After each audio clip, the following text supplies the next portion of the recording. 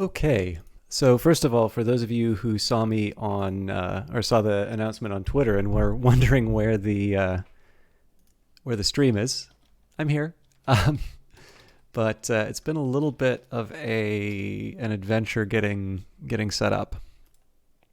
So let me just make sure we have all of our settings. We do.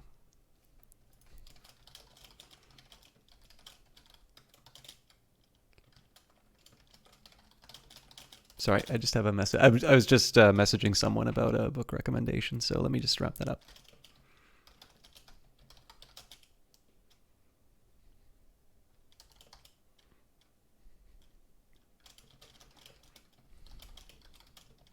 Uh-oh. Looks like my title's wrong. Okay, sorry, I have a couple of other details to work through. So we are not playing Industries of Titan, we're playing Old World. And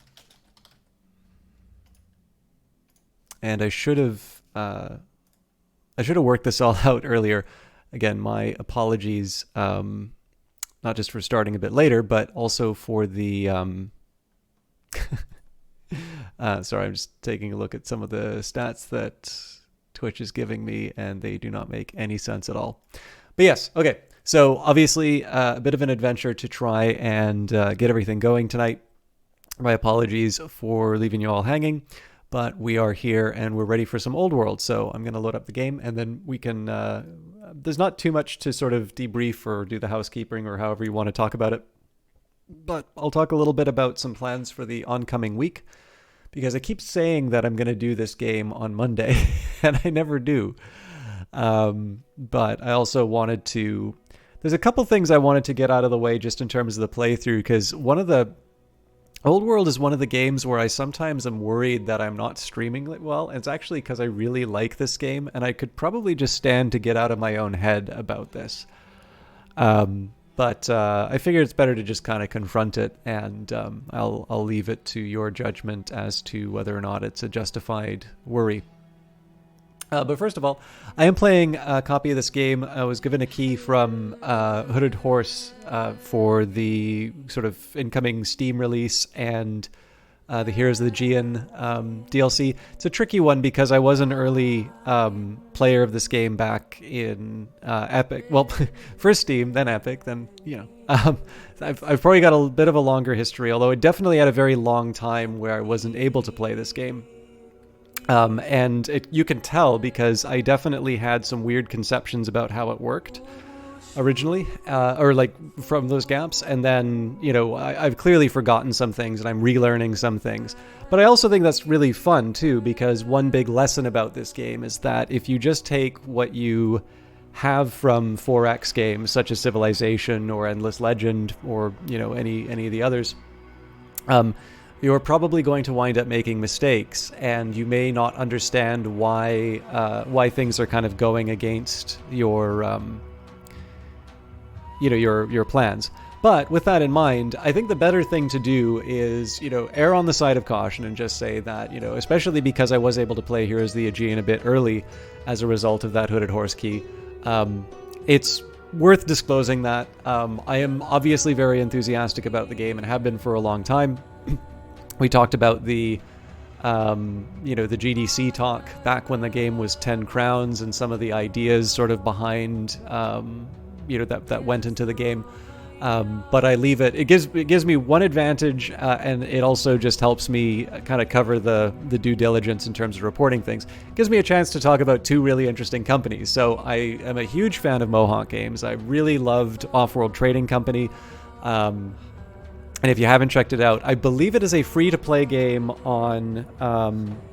I believe it is a free... oh, thank you for the like on Twitter, if you're watching. But yeah, so I believe Off-World Trading Company is a free-to-play game as far as the online component is concerned. It's only if you want to play the single-player campaign where you will pay. Now, as it happens, the majority of my time in Off-World Trading Company has been in the single-player experience. So maybe at some point I should actually try the multiplayer, which I think is the intention behind the game. But in any case, Mohawk Games definitely is a really interesting company, and obviously it's got a collection of very talented developers there. Also, they run a Twitch channel, which is very entertaining. I don't always get a chance to stop by, but it's a lot of fun to hang out whenever I do, and it'll be everything. So you'll see Soren and Layla Johnson occasionally will play the game. I remember I used to watch the channel because it was really interesting to watch Soren Johnson play Off-World Trading Company and make some notes while he was going through it. But on top of that, this game has a really long story in terms of how it got made, really, in terms of just having one publisher and, them not exactly going bankrupt, but definitely running... Or did they go bankrupt? I can't remember. I don't believe they went bankrupt, but they definitely were in some very tough financial situations. Or financial straits, or however you want to put it. And so the publisher now is Hooded Horse, and Hooded Horse is one that I actually knew about from Terra Invicta. I was intrigued by I was intrigued by the idea of Terra Invicta, plus the fact that it's another example of a set of game developers who started off with mods. So in this case, they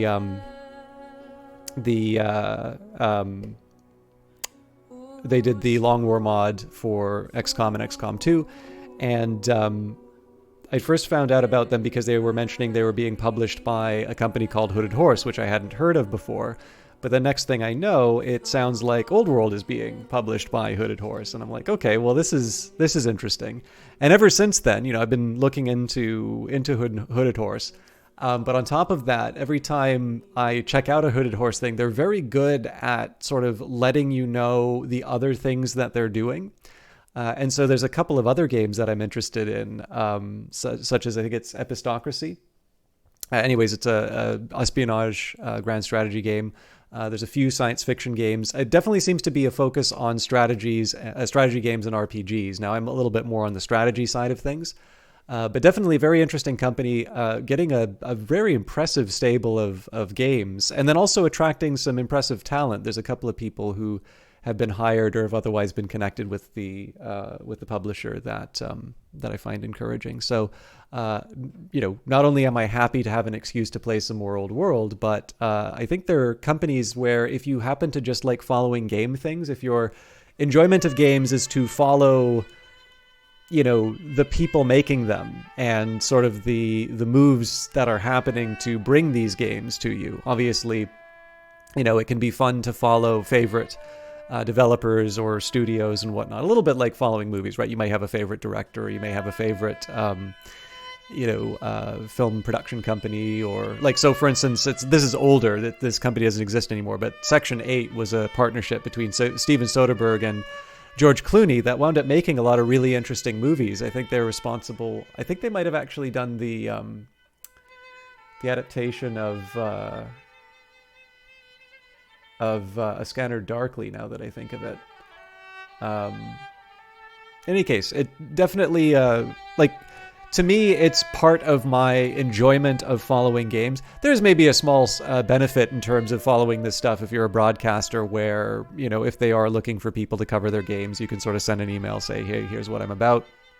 Does this line up with your marketing plans? But it's also just a chance for me, again, you want to get the disclosure out of the way to let people know about what's... maybe some of the interests kind of going on behind the recommendations and such, or things that might be perceived as conflicts. But on top of that, one really big part of my enjoyment of games is to have this other layer and just sort of track, to a certain extent, even for some developers who maybe you've been playing their games for a while, to just sort of see how they grow, or some of the lessons or some of the things they keep repeating to, either in terms of subjects or game mechanics, which... can be interesting and rewarding in and of itself. So that sort of stuff just gives me a chance to share another part that I'm interested in.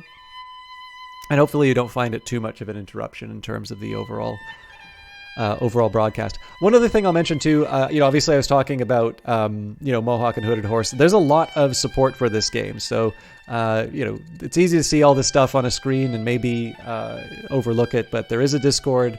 And actually, the Reddit I noticed had a couple of very helpful comments in terms of getting people set up. I'm always a little reluctant to check out like other strategies before I feel like I've kind of tested the game, but I noticed just the headings for a lot of things. It really did seem to be addressing a lot of new player help. So you may want to check out the Reddit. Obviously, the Twitter account is going to let you know about news. I'm also signed up to the newsletter. There's very regular updates, especially because Old World was getting a lot of updates as it was in development. We've already mentioned the Twitch channel, the website. I mean, the website, it's kind of hard to recommend websites every once in a while because, you use social media so much, but it is actually not a bad idea to visit real websites just because, I don't know, I don't want my view of the world to just be Twitter, right? I haven't actually visited the forum, although from what I understand, the Civ Fanatics forum was something that wound up being a tool that was used in development. Mohawk definitely takes a lot from its player base and kind of considers it in terms of what's working for the game, maybe what needs to be changed or rebalanced. But finally, this is the wiki, not the manual. One thing that I think is really worth mentioning is there is a manual for this game. I don't believe it was present, at least I couldn't find it in the Epic version of the game. But if you go into your Steam library, and I believe manual is available on all the platforms now, but if you have this game on Steam, if you go to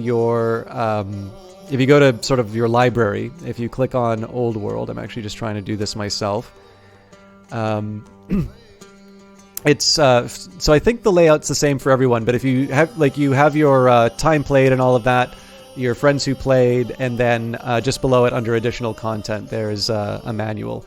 And it's from, I originally thought it was just a member of the community, sort of a definitely very seasoned and familiar, well-known member of the community. But it turns out that they actually have also done some writing on the game, which I think is cool. Obviously, in addition to the manual. But with all of that in mind, we are going to continue our Babylonia playthrough. You can see I've been putting a little bit into Macedonia. That is a surprisingly difficult scenario. So we will be sure to jump in. But the reason why I went to this Babylonia run, we have seen the end of the reign of Nebuchadnezzar. We're on to the second generation. But one of the reasons why I wanted to do a new game was just to try and take some of the lessons from the scenario to try and do something that maybe is a little less structured compared to something that's a little less structured as far as the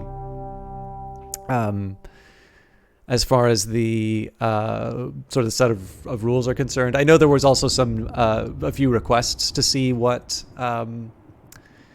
the base game was like. But it's also just kind of a chance for me to maybe try and take some of the lessons and see how well I could apply them. So, the final favor. At the funeral of King Nebuchadnezzar the Glorious, you are approached by Queen Dido the Strong of Carthage. I owed a debt to Nebuchadnezzar and was not able to repay it. Allow me to repay you in his honor instead. Will you accept? So we could accept a sizable donation for our national coffers, or we ask that they keep the favor for the time being. Now, I'm trying to remember whether or not I want the money or not. I feel like I could actually use it, but I'm actually gonna minimize it and see what some of my other options are going to be. Most importantly, I want to see what my relations with everyone is, on top of maybe trying to do everything in this turn. So we have the. Right, sorry, we completed 3 of 10 ambitions. So the legacy ambition is to control 4 strong cities. Now, one of the drawbacks here is I really did not appreciate how much effort this is going to take. If I take a look at my cities, I don't know if there's a way to cycle through them. Yeah. So currently we're weak. I can't remember if strong is the next level, but I bet if I... Yeah, so it's weak, developing, strong, and legendary. So we kind of need to level up twice, and I believe all of my cities are currently weak. Oh, that's not true. Okay, so we have one developing. So I'm basically going to need to move heaven and earth to try and get this culture up. Now, it's worth trying, in my opinion. And we do have epics, so the more enemy units that I kill, the better off we'll be. Where'd this militia come from? Interesting. But yeah, I need to be a little realistic in the fact that we may not actually see, we may not see the development to a strong city. We'll do our best though. Before we do any of this though, let's wipe out some enemy units. Morduk Nadin Ahi is your brother and the general of the slingers, so we can upgrade to steadfast, brave, or increase the discipline.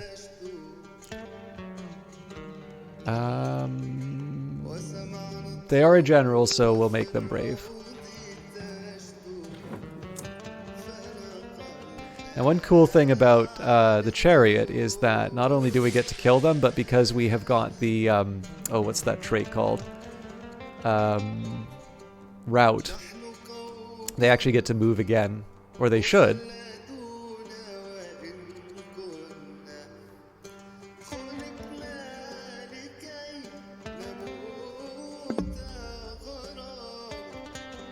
Huh.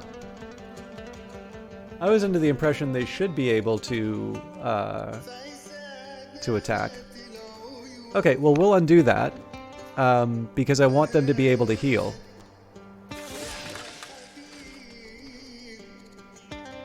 Oh, but they have to heal in friendly territory, of course.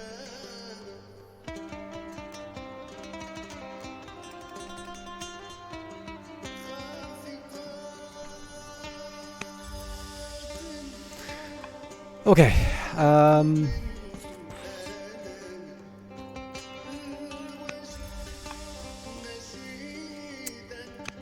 So we can get a...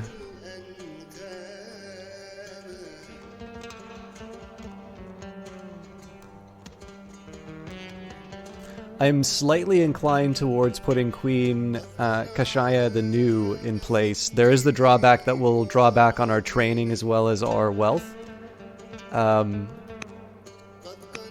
it does bring... it's sort of the way that we handled it with Nebuchadnezzar as well. Murad, we also have a chance for a governor, so I prefer one... Ooh. Pretty much universal unhappiness.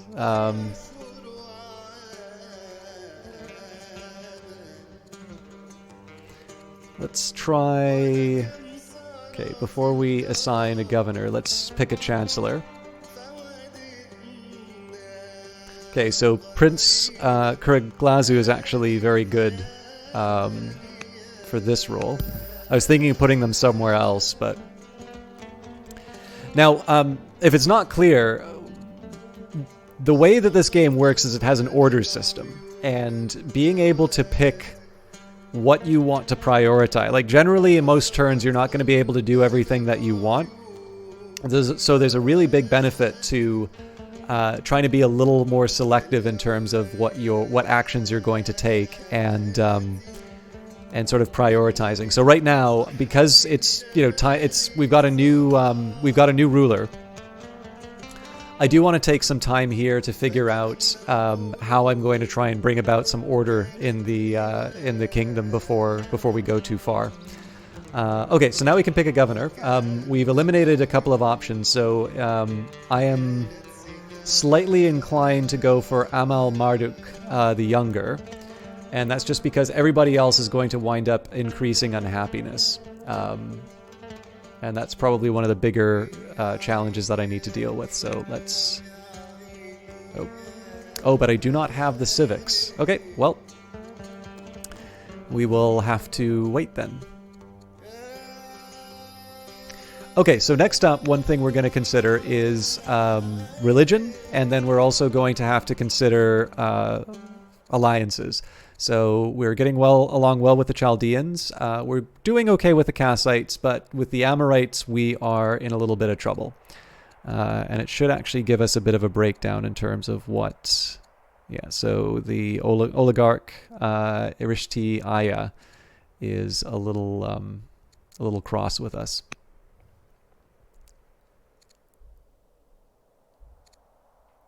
Oh, so we're already doing family gifts.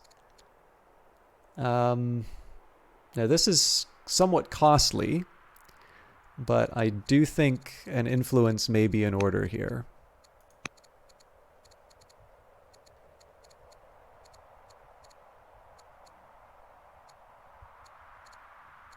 Yeah, they're the most annoyed with me, so let's start.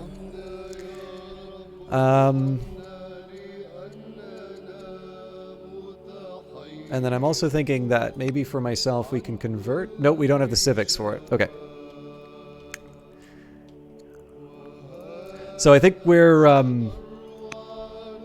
sort of. I mean, one other thing I could try would be family gifts, but we're not wealthy enough to try something like that. So we can try and get some more money, but I may want to hold off. So what we'll do now is we'll cycle through our units.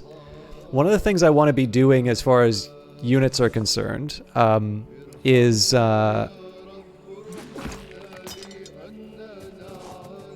we're crossing the river to get an edge. One of the things that I want to be considering as far as the units are concerned is, can I build something that will put me in a better position than I was before? So what I mean by that is one of the lowest resources I'm gaining right now is stone. So food would also be helpful. But the other thing that I want to consider would be what family is running each location. So for instance, for the Chaldean family, mines and lumber mills get a plus 20% output. In contrast, the Amorite family will have higher civics and lower costs for urban specialists.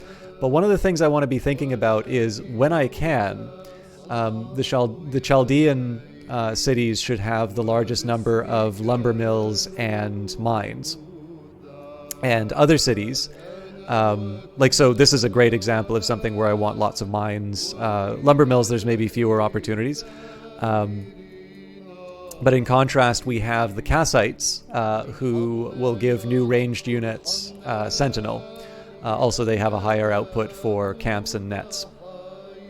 So in this case, one thing I want to be thinking about is not just not just what resources I want to try and claim, but also where I want to place them. So for instance, there might have been an argument at some point for putting, hunters here, and then I think it's artisans.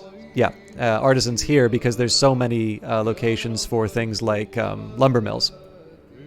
But I also kind of need to deal with the map as it is. We're not going to be able to change that. So maybe I just accept that I made a decision I would maybe not have made under other circumstances, and just bite the bullet and say, well, we'll work with what we've been given, rather than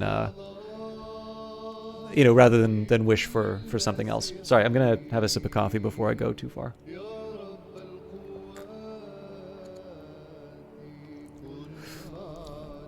Okay, so we've got 2 turns before the composite bow. We've got 8 orders left, so let's just cycle through the units. I can't recall if we're at war with Assyria or not. Sorry, it's been a while. Looks like we're not.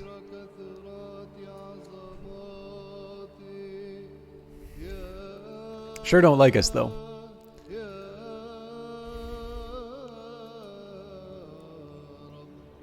Oh crap, I'm in their territory.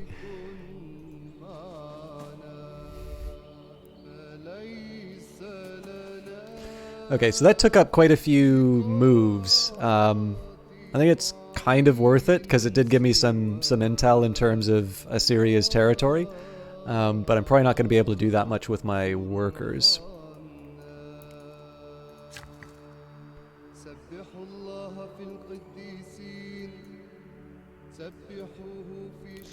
So let's start with finishing the roads to Babylon.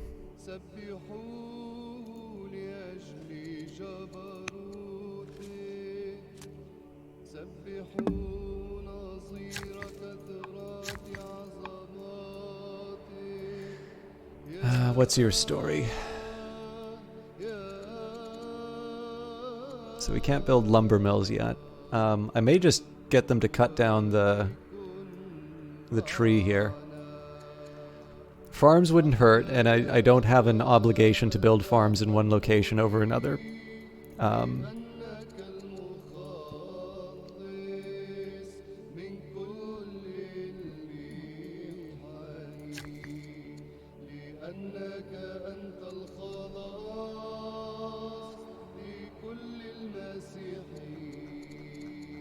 I definitely want to build some more wonders around the, I think this is the shrine to Ishtar. No, it's the shrine to, so right, Marduk is the big guy.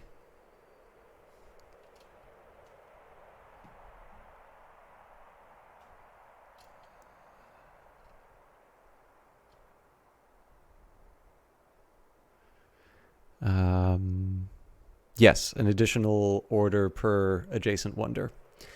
So we don't have the money to buy the stone for the Great Ziggurat, but we may want to save up for it.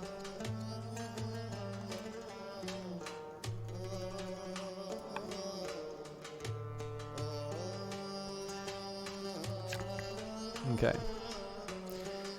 So we're limited on tasks, so we'll cut trees here. And so the sizable donation may give me the stone to start working on the ziggurat, but I think in this case we will keep the favor. A foreign delegation. Your coronation brings delegations from all across Babylonia. These subjects have brought a selection of fine gifts from their home villages. However, the visitors stipulate that they will only give their gifts if they will be used in great royal works. What gift should we accept? So we can accept granite to build stele carved with laws. We could accept steel to equip an elite guard. This gives us a free warrior. We could accept ebony to study its strange properties, which will give me science and wood, or kill them and take everything. My god. So we were short on civics, and we could use the stone. An additional warrior is nothing to sneeze at, because we are a little short on the military. And then I do like... I mean, there's an argument for all of these. I think I'm going to do the stele carved with laws. Because our acquisition rate's the smallest with stone. The recent attacks on Nippur have inspired a citizen uprising. Our subjects have armed themselves and are taking to the streets to defend the city. The court asks you to issue a declaration celebrating this act of defiance. What will be the theme of your speech? We stand with Nippur. We stand with Babylonia. So that will give additional culture in Nippur, or dying for your queen is the highest honor. So I would love to get the additional legitimacy. To have a new ruler at 100 legitimacy seems like a really good way to start. But remember, we're trying to get this ambition of having four cities with strong culture. And so in this case, we will stand with Nippur and Babylonia.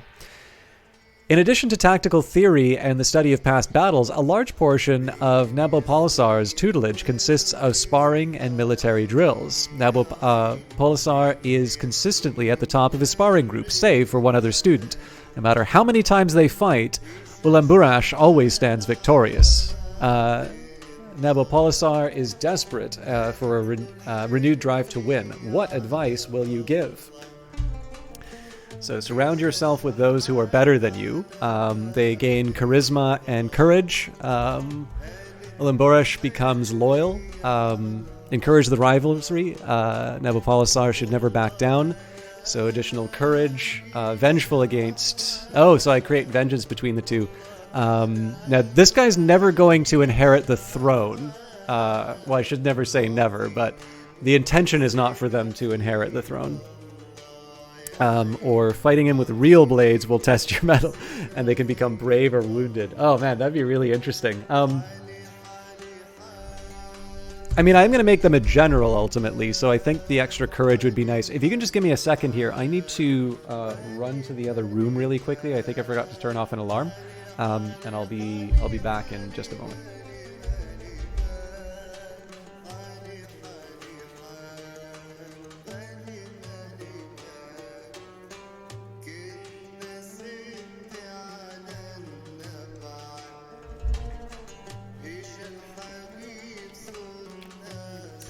Okay. I think I'm going to encourage the rivalry. I'm a little worried about the vengeful, but I don't think this will ultimately affect my rulingship. Hey, Saba. Yes, I actually am a little late by my usual standards, but I'm playing Old World tonight and big fan of it. How you doing? Okay, encouraging the rivalry. Oh yeah, sorry. I was going to get the housekeeping out of the way, and then I talked about a bunch of other stuff. I do, at some point, want this game to be the Monday game. I was streaming Cultist Simulator on Monday, which is why I couldn't do it here. But the other thing I'm going to do is I might be shifting around a few games for a while so I can do Out There, a game that I haven't played yet, and Songs of Conquest. So if there's a convenient kind of gap in terms of games, I may take a small break from Old World just so that I can cover a couple of other things that I've bumped in favor of doing Old World. But the other option is, of course, just to try and add some extra streaming days, and I'm really trying to get myself to that point. But yeah, we will encourage the rivalry. He should never back down. Your leader, Queen Kashaya the New, is a schemer archetype. A schemer leader can conduct and adopt a child missions and buy orders with legitimacy. They also get +2 orders per year per war, and their scouts are invisible. I will make the best use of my leader based on their archetype. The import and export business. Oligarch Zakiti of Nippur strides into your chambers late one evening, her dress fluttering with each step. I've simply heard the best news. You're familiar with Nippur? Well, the city has been growing like grass, and they're looking to expand their industries. I thought I'd clue you in and see if you wanted to invest in one of our little ventures. As she lays out the details of the various operations, you've decided to support which one. I will expedite the approval for elephants on military grounds. That would actually be pretty good, but I don't have the orders anymore. I will support the discovery of marble and will provide capital. Now, I'm actually mildly tempted by that, and I love the idea for sheep, but I'd have to do it on credit. Okay. So first thing I'm going to do here is take a look at my families, and I want to see if any of them like marble. And they do not. Okay. So there's not the same value for marble. I don't think I would be able to buy orders. Oh, I could buy them with legitimacy, but that's not good. Yeah, so we'll do sheep on credit. King Nebuchadnezzar the Glorious, you, Governor of Babylon, has died in office. We already chose the governor, so I'll just clear that out. Same story. And we've already chosen a new chancellor. It is time to choose your next ambition. What shall be the future direction of Babylonia? Reveal 60% of the map, which is desired by the Kassites. Now, I actually don't know how big the map is, so that may be relatively easy or relatively hard. We could build the Ishtar Gate, which would... it's something the Chaldean artisans want. Now, that's actually something I'd probably want to do on my own anyway. It does require developing culture, or discover 8 technologies, which is almost certainly a piece of cake. Let's try building the Ishtar Gate, though. So, Queen Kashaya the New has started the new ambition to build the Ishtar Gate. Of course, if another civilization does that before us, I will be very sad. So I should just take a second here. In Babylon, we already have the developing culture, which means we should be able to build the Ishtar Gate no matter what. It's just a question of getting the stone. So we'll see. We'll see how it goes.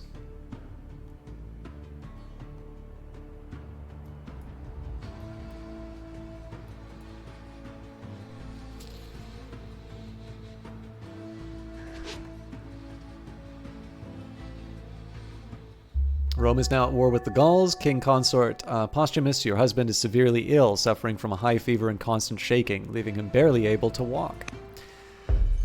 Now that Nabopolassar has completed his study of tactics, how shall he contribute to the court? What role best suits him? We can make him a commander, so he can serve as a general or an ambassador, or a tactician. So he can serve as... Basically, both of them will give him the ability to serve as a general. I am slightly inclined to go for a commander because of the extra courage. The discipline will also give me more money, which is kind of nice. So yes, I think we'll do that. Oligarch Zakiti of Nippur approaches you late one evening in the gardens. I shall be brief, for it is a small matter, she says in a somber tone. I need you to return the favor if possible. How shall we respond? So I will support you in your ongoing legal battle. So in this case, we wind up giving up the 180 orders that we got previously. Or no, sadly, I am unable to extend my support at this time. I think in this case, especially because it's an oligarch, we will give up the civics. I would have preferred not to, but it's important to pay this stuff back. Okay, so even though we have a militia, I'm going to use the ranged unit to give them the experience. So that was pretty straightforward. We're not going to want to go to war with Carthage, but I do want to try and take out Assyria early if I can. Well, let's start by taking a look at what we can do in the different cities. Oh, right, we were going to appoint a governor.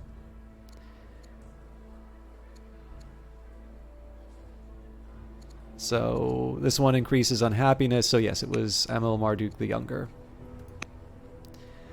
Okay, so just as a reminder, my goal is to get the 4 cities with 4 strong culture. So what I want to be doing right now is as many activities as I can that will generate as much culture as I can. So for instance, we take a look at Stonecutter. We see that they will give us extra stone per year, extra civics, extra science.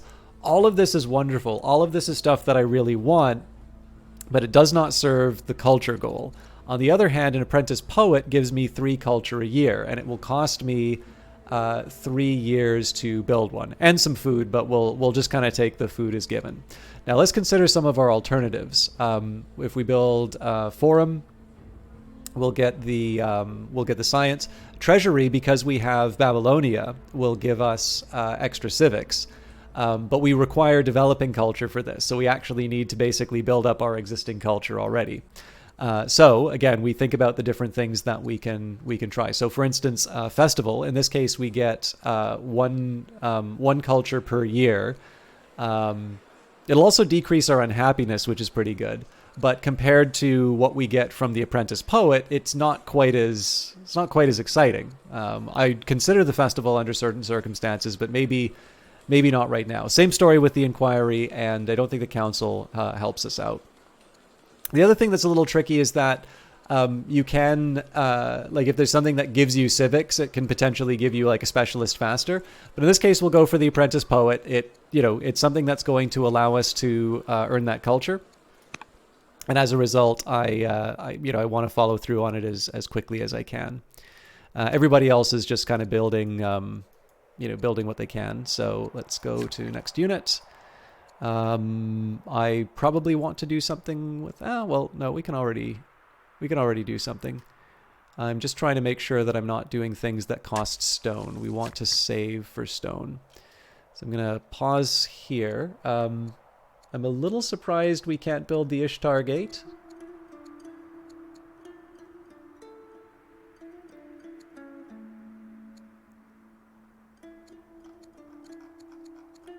Maybe I should take a look at the help screen.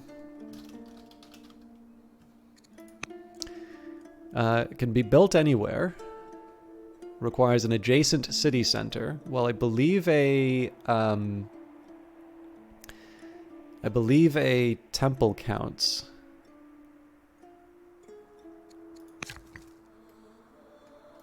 Plus we'd already have one here.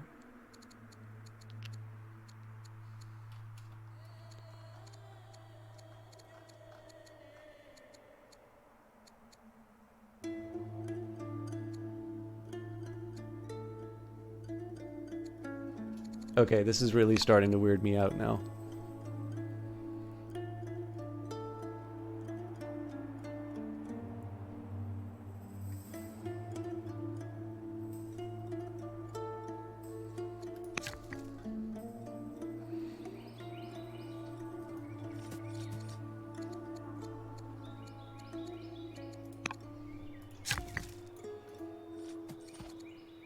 Oh, interesting.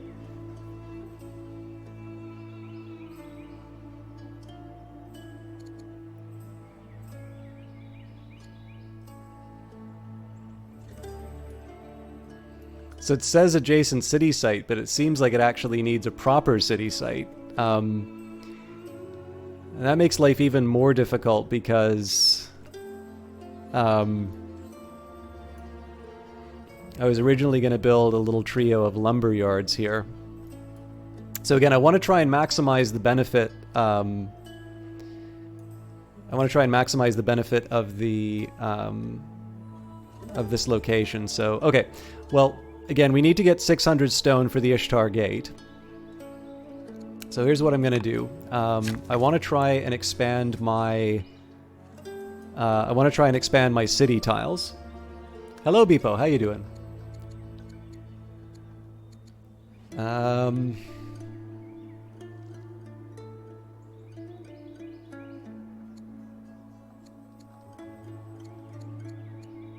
I'm just going to take a second here. So I believe if you build a city tile, it will expand it out by 1.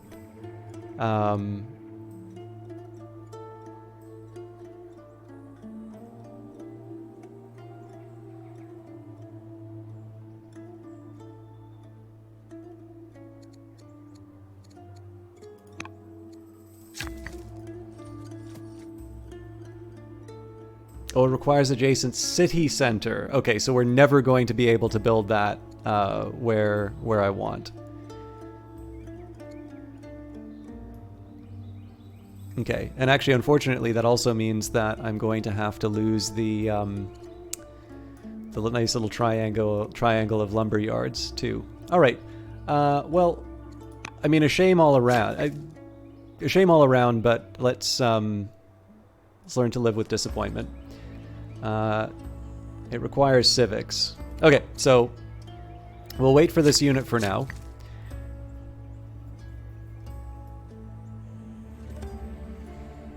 I'm going to keep building my road, I think.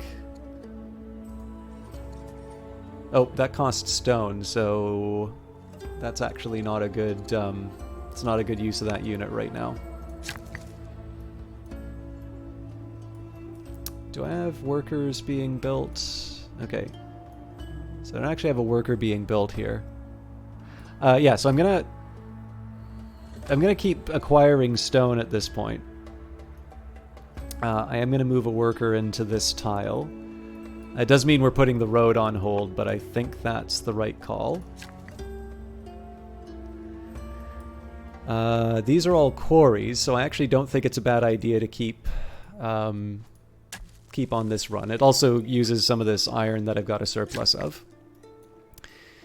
Okay, what's your story? Oh yes, they're also quarries. Now there's the small concern here about the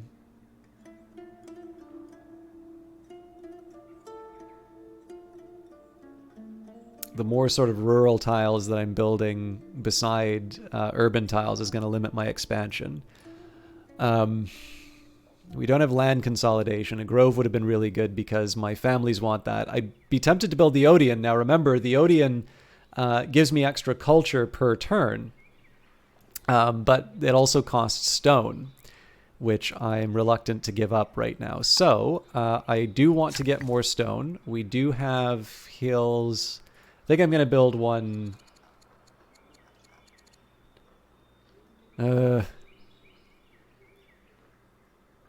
Yep, I'm gonna keep building this concentrated set of quarries, even if it does cause me some difficulty. We'll pass over this unit because they're really there for they're there to build the next wonder, and then the remaining orders I can use to just sort of heal up my units as much as I can. Obviously, we have some limitations. Okay, one more unit. I think that's the end of the year. Hey, Takri, how you doing? So I know you said stone, but you got here to say that you want to get more stoned. Yeah, very out of character for me. How you doing tonight? And Beepo, thank you for... I saw you... sorry, I saw your lurk earlier. I'm not sure the host comment. If you hosted me, my apologies. If I don't think the alerts pop up for hosting anymore, but I hope your I hope you enjoy your lurk. And Takri. For those of you who don't know, Takri is somebody who actually found the channel through YouTube on for Cultist Simulator. So I'm very happy to see you catch a live broadcast. This is definitely a change of pace. I don't know.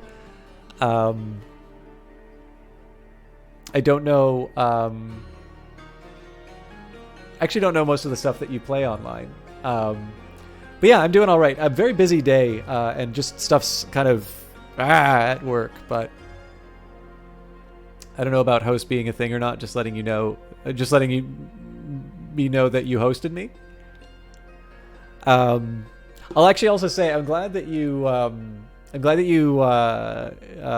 followed me on Twitter, but I actually normally watch on mobile with all of the images off, so I was a little surprised when I went live, and I'm like, wait a minute, or like when I looked at my normal timeline, I'm like, wait a minute, what's this? I'm like, oh, okay, this makes a bit more sense now. But you don't have a Twitch channel to talk. I don't know. You don't need to apologize. It's your stuff. But it was a lesson to me in terms of how different my experience of Twitter is, because the majority of stuff I see is just a whole bunch of links, and it's wonderful for just like getting through my day, because I'm not following to like Reddit, I'm not following to forums or anything like that.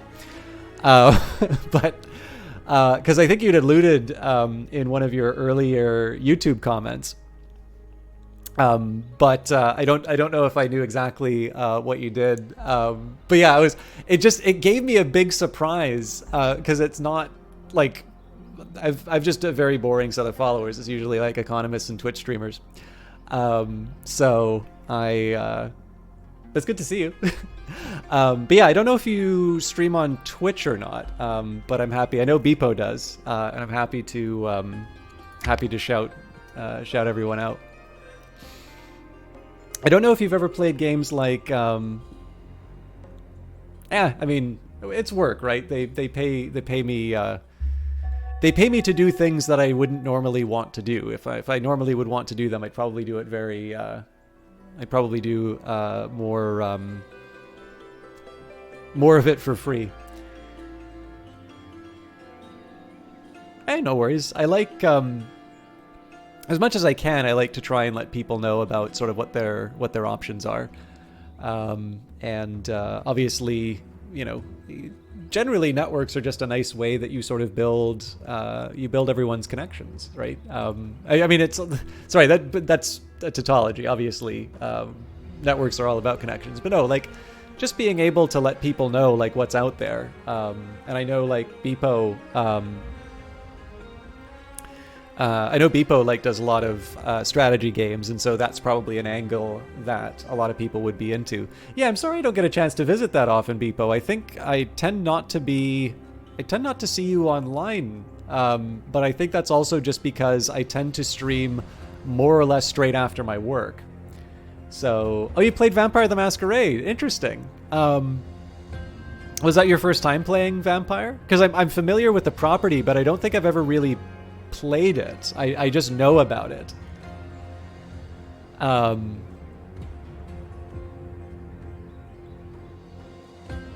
Jab is here for real. Jab is another individual who found the stream through Cultist Simulator.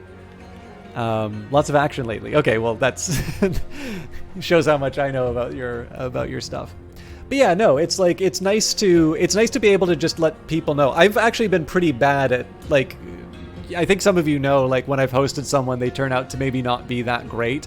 Or, definitely there's people who I've shouted out before who, for one reason or another, they decide they don't care for me that much. And it's like, oh, okay, well, now I feel a little bad putting so much effort. But, like, on the other hand, right, it's not a series of favor. Like, it's not like the way you handle relationships in Old World, right? It's not, you don't do it in hopes of reciprocation. You do it because, it's a way... It's a way for you to check out new things, right? You never know where your new favorite game is going to come from. And if I wasn't open to new things, if I wasn't open to trying out new streams or checking out things that I wouldn't normally check out, then I'm potentially going to miss out on, the opportunity to, to look at things that are, might be a new favorite or might just be kind of unusual and not off the beaten path and really enjoyable. So that's right. You've also been playing a lot of SnowRunner. I keep thinking MudRunner, but I know SnowRunner is the more recent one that you've been playing. You've been playing this one for about a year now. So what clan do you play, out of curiosity? I do know a little bit about the vampire clans. If you're talking about like the old Vampire the Masquerade, I think they did like a reimagining, but I don't think they called it the Masquerade. I think they called it something else.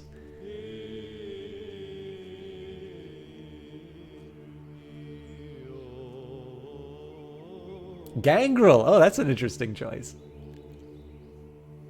And Gangrel was never one that I quite got an angle for myself. But I think it's just because I'm a big old elitist. So, I'm very, probably a little more Ventrue, Tremere sort of oriented. Or Nosferatu is actually kind of a fun one. I know there's like this tendency where like ugliness seems to be like a really, it's one that like I think people have a bit of an aversion to. So I have a feeling like Nosferatu gets underplayed because of that negative trait. But obviously I think if you think of shows like John Wick and like just this whole secret world of, these people that you don't look twice at, right? People who seem like homeless or whatever, being this vast information network, I have a feeling that creates a little bit more empathy for clans like Nosferatu, which I think is kind of interesting. I was thinking Malkavian at one point, but someone else took it and you didn't want to double. Malkavian's always so difficult too, right? Because like I know there's a tendency to play those very comedically, but it's kind of that sometimes runs against the themes of World of Darkness, where obviously there can be different ways that you want to portray the madness. But obviously, I guess it depends on the context of your tabletop as well. All right, Assyria is now has a truce with Rome. Reports of a tribal raid from a Gallic outpost near Nippur. Man, these guys cannot get a break. The influence mission of Queen Kashaya the New has led to an event. King Consort Posthumus, my husband, has died at age 56. And General Gandash the Wanton has converted to Babylonian paganism. Companionship. In your efforts to woo oligarch Ereshkiah the Younger, you've never seen a woman who basks in the accolades, soaking it all up as her rightful due. You can't help but feel that there might be something to her lifestyle, the total focus on making yourself the final measure and the only thing that matters. It is the stuff a queen is born for. Adopting this new way of life would give you certain benefits, such as understanding more of what oligarch Ereshkiah the Younger would like and how you could put her into your debt. So this is an oligarch we are trying to get in a better relationship. I'm curious if at age 54 she is the younger. I'm not 100% sure.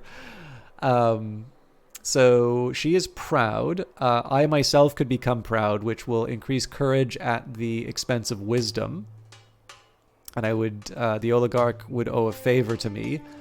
Or I will not do this. I will not let oligarch Ereshkiah the Younger influence me. So yes, unfortunately, we aren't able to influence the head of a family that we want on our side. But I prefer the extra discipline because of the extra money that it gets me. Why is it obviously superior, Beepo? Okay, so generally I like to go for the freebie. For those of you who don't know the tech tree for Old World, so the best comparison I could actually make is a little bit to how the events work in the tabletop game Twilight Struggle. Now, of course, if you haven't played Twilight Struggle, that's not going to help you. But basically the idea here is that if there's a deck. So when you have a set of when you've researched certain technologies, you're going to be able to get access to Other ones. Oh, sorry, Takri. Also, I don't know if you said you heard this when I said it before, but thank you for the like on Twitter. Twitter is always kind of like an obligation more than something that I regularly do, but it's nice when there's a little bit of a pulse to the going live announcements. But yeah, so basically, you actually hang on. Oh, that's right. Nebuchadnezzar was a scholar, but his daughter wasn't, so I've lost the redraw ability. Basically, the way that it works is researching a technology will add those cards into your deck. You get to pick one, and you have to cycle through your deck before you get to access any of the other ones. So, for instance, if I pick Polis, I'm going to have to cycle through what's available in the discard pile.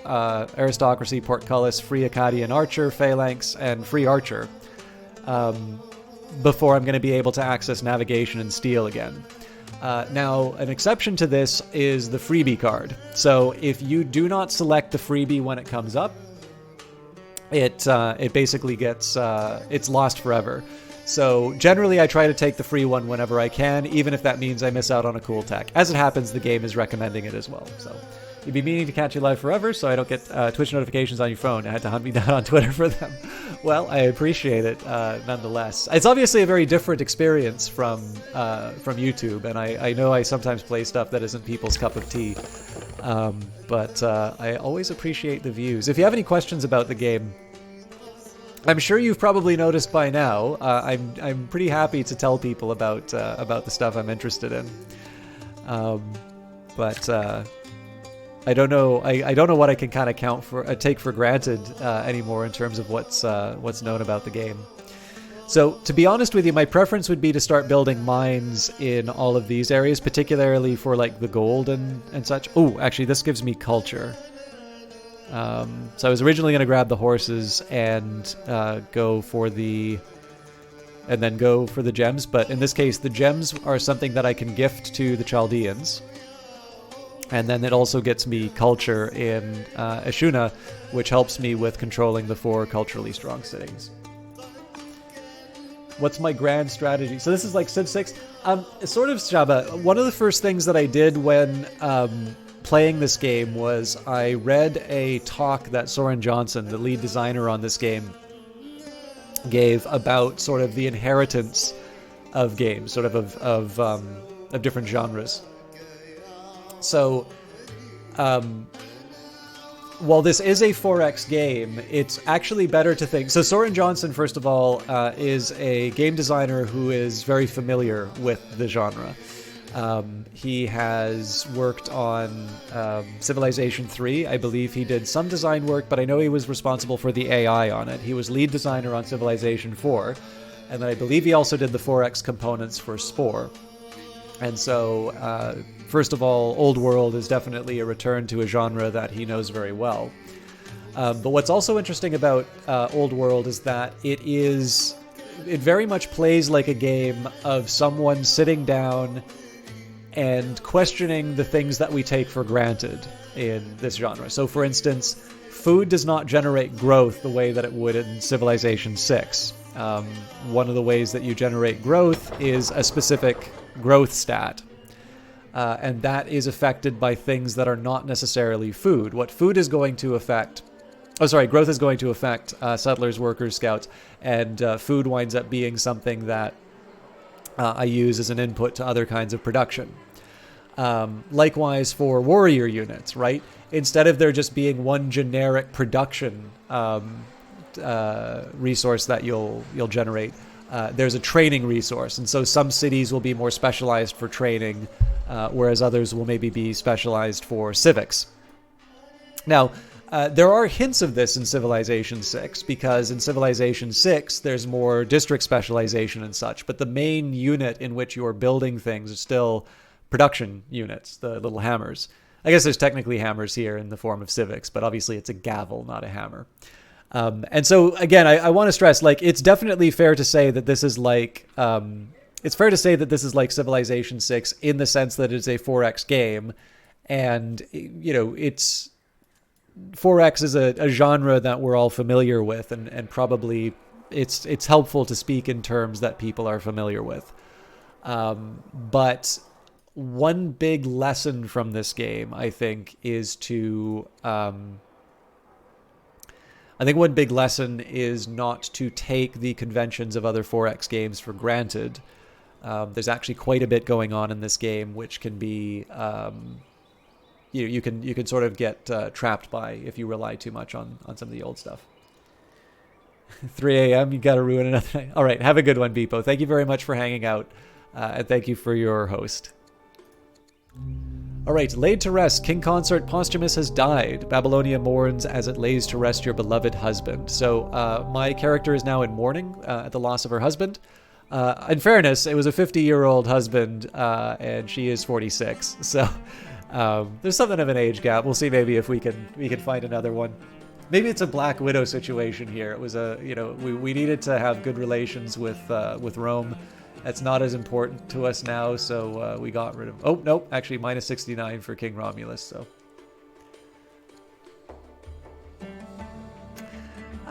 yeah, definitely this game you will consider you're going to consider your actions very carefully, because if you... just with the number of orders, you're not going to be able to move every unit.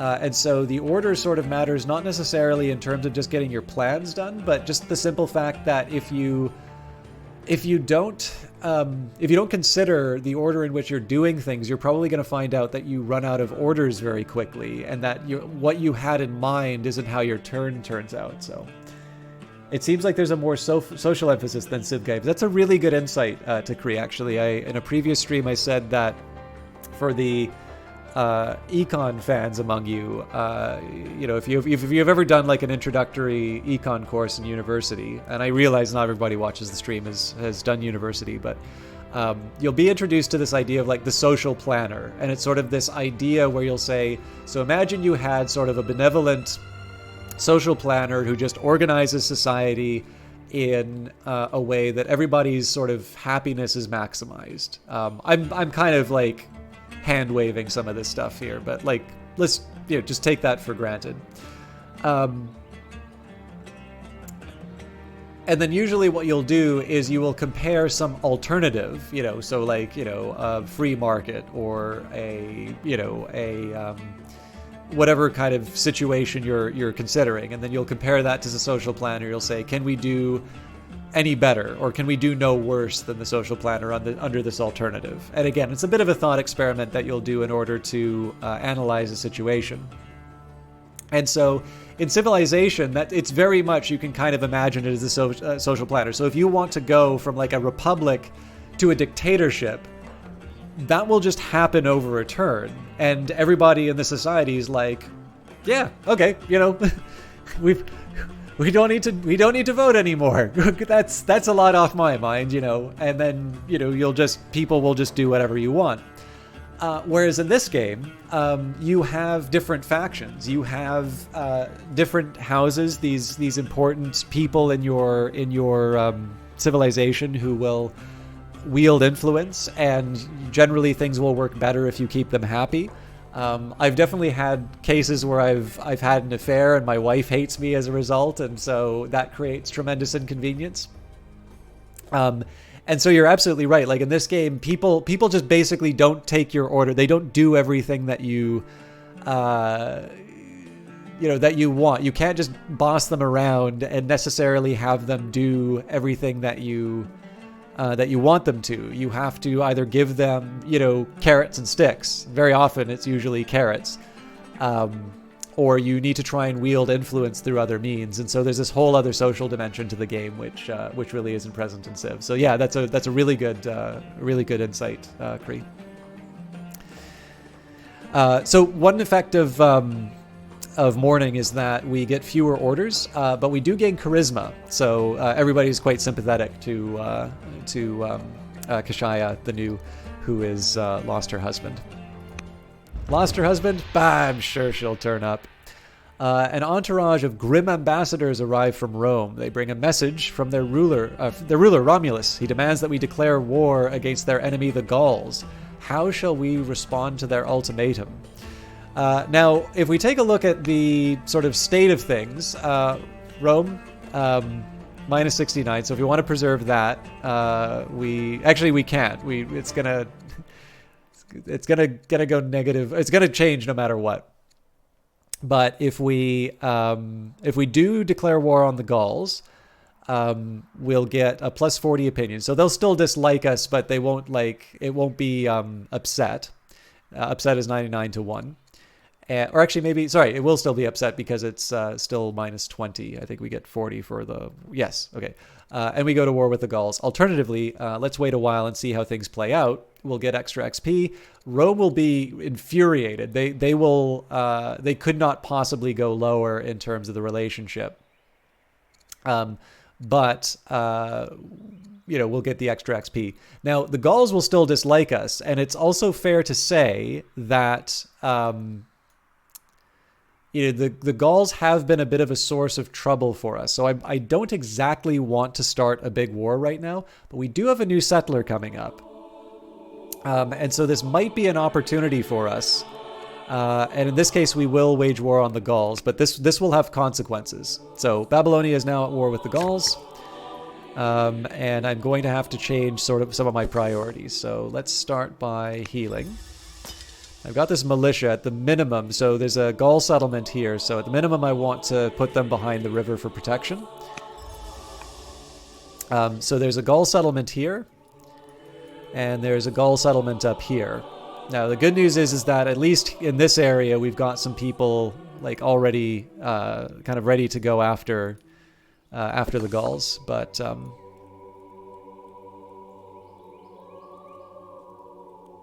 in case you didn't guess, I really love this soundtrack. So yeah, let's start at range.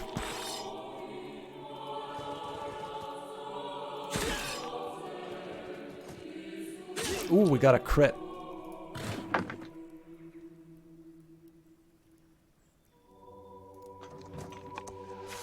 Yes! You've driven the local Gauls away from the city site. You can now claim this site by placing a unit on it. This will prevent the return of the Gauls and will keep other nations from founding a city here. The locals have left a large cache of food behind. You can use this to begin building a new settler to claim this location.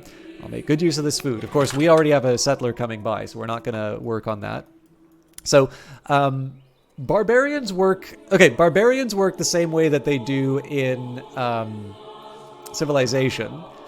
But the Gauls are a tribe, not a barbarian. So you can actually have relationships with tribes, but they are distinct from nations. You can almost think of them as city-states in Civ, but even then, that's not exactly the same. Now, one thing I'm a little disappointed in is that I didn't get to move my my different workers around. But in this case here, we did start a war. These Gauls are going to be quite troublesome for us. But we can sort of move on to this settlement next. We don't necessarily know where any other Gaul settlements are, but we'll worry about that later. So we will end the year and see what happens. Should probably find a husband at some point too.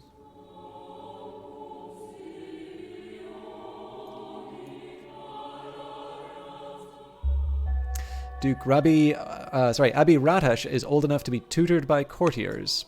Okay, so we've got our free settler now. So in here, the game's recommending that we get polis. So the recommendation: polis is useful for both defending and expanding your cities. Building walls increases the HP of the city and can reduce discontent if you keep a unit from the same family stationed in the walled city. Hamlets are urban improvements that can be built anywhere within your territory. Over time, they will develop into villages and then towns, consuming food but providing increased yields of money, especially when built on your trade network. So some of our other options would be aristocracy. That's going to give me the ambassador role, so this can actually be quite helpful. I'm a little curious why they are recommending polis over aristocracy, to be honest. Now, navigation in certain circumstances would be tempting because of the bireme, but we don't have any ports, so I don't quite have the use there. And then steel is helpful because it will allow us to build a stronger melee unit. But I guess that would be a move up from our warriors. I do like the idea of going for earlier tech, so I would probably say polis or aristocracy, just because we get that done in 2 years. And then, so aristocracy is vital as it enables the appointment of an ambassador who can partake in diplomatic missions to arrange peace or truce or trade mission, or even demand tribute from another nation.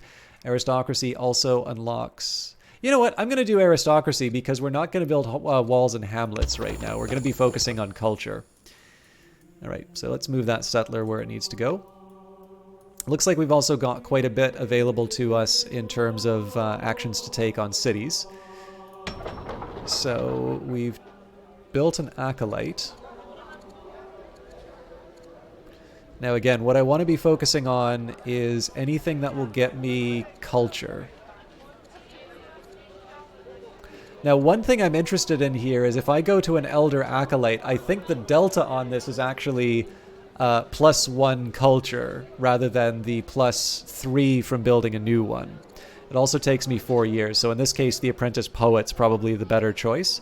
The other thing I'm curious about is the Treasury. Now, does it tell me what I've already got?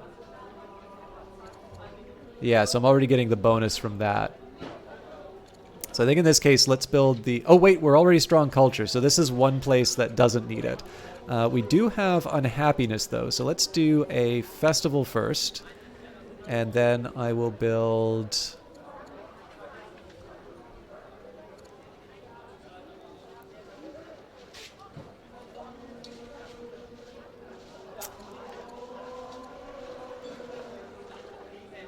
Oh.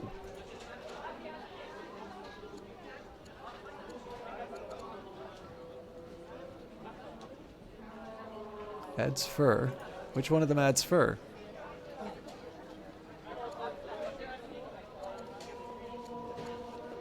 Elephants would be good for military units, but I'll start with this one. Okay, Anat. So this is one that we want to develop its culture. We'll go... Actually, we don't have a lot of options here.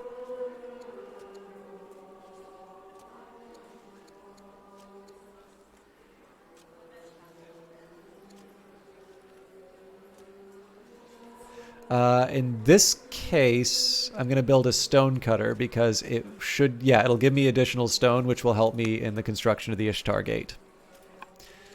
Okay, poetry contest. Patrons of culture in Babylon plan a poetry contest to sing the praises of their remarkable city.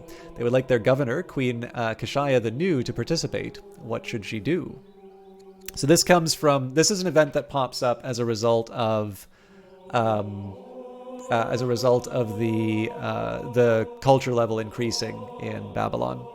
So we could say, overcome her fears and recite her own poetry. Now this is good because Kashaya right now is timid, and so that's giving us a negative in terms of our training. So if you take a look at the bottom right here, so we've got very high wisdom, that's good for science, high charisma, so that's good for civics, but we've got low courage, which has some implications for Babylon. Alternatively, we could do attend anonymously to better appreciate the beauty. Now this will double down on our science advantage, although we're already doing pretty well in that regard. Finally, judge the lyrical merits of each entry, and that will improve our charisma. So this is really a question of, do we double down on some of our strengths, or do we try and make up on some of our defects? And in this case, I think I'm going to recite some of my own poetry. Time passes, and Duke Abi Ratash is growing up fast and eager to learn. How would we like to educate him? So I just need to see the line of succession. Okay, so Prince Kuraglazu is the next in line. Yeah, Abi Ratash is not anywhere near the throne. So let's train him in tactics, because we can always use new generals. Okay, I am not closing myself off to moving this unit, but I'm going to consider others. Now I got to be careful about this one. So originally I would have gone after the mine here, but clearly there are enemy units that I'm going to have to contend with. So maybe we'll just wait on that one as well. I think I can promote this thing to an archer at some point.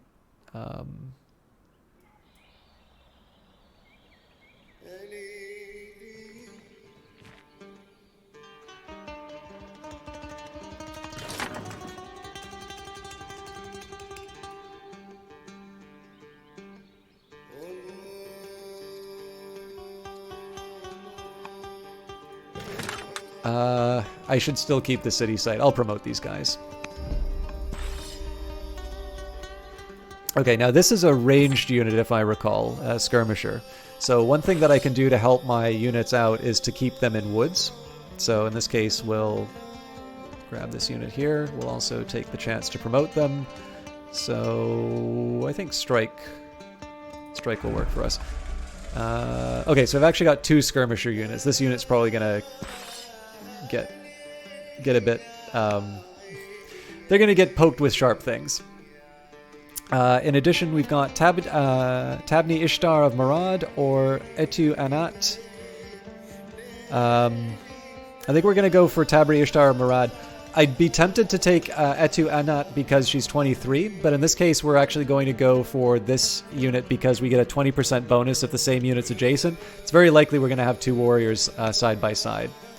Oh, but I don't have the training for it. Okay. So what we're going to do is we're going to back things up a bit. I like the fact they included an undo button. I would never want to belong to any club. Bayudi, sorry, is it Bayudi? Thank you very much for the follow. So I'm just changing this around a little bit because we do want to add the general more than anything else. All right, so having done that, we will get the promotion in. The reason why I've prioritized these warriors is that this chariot's probably going to be coming in and just cleaning up whatever's left. So there's not quite the same urgency to, to give them higher levels.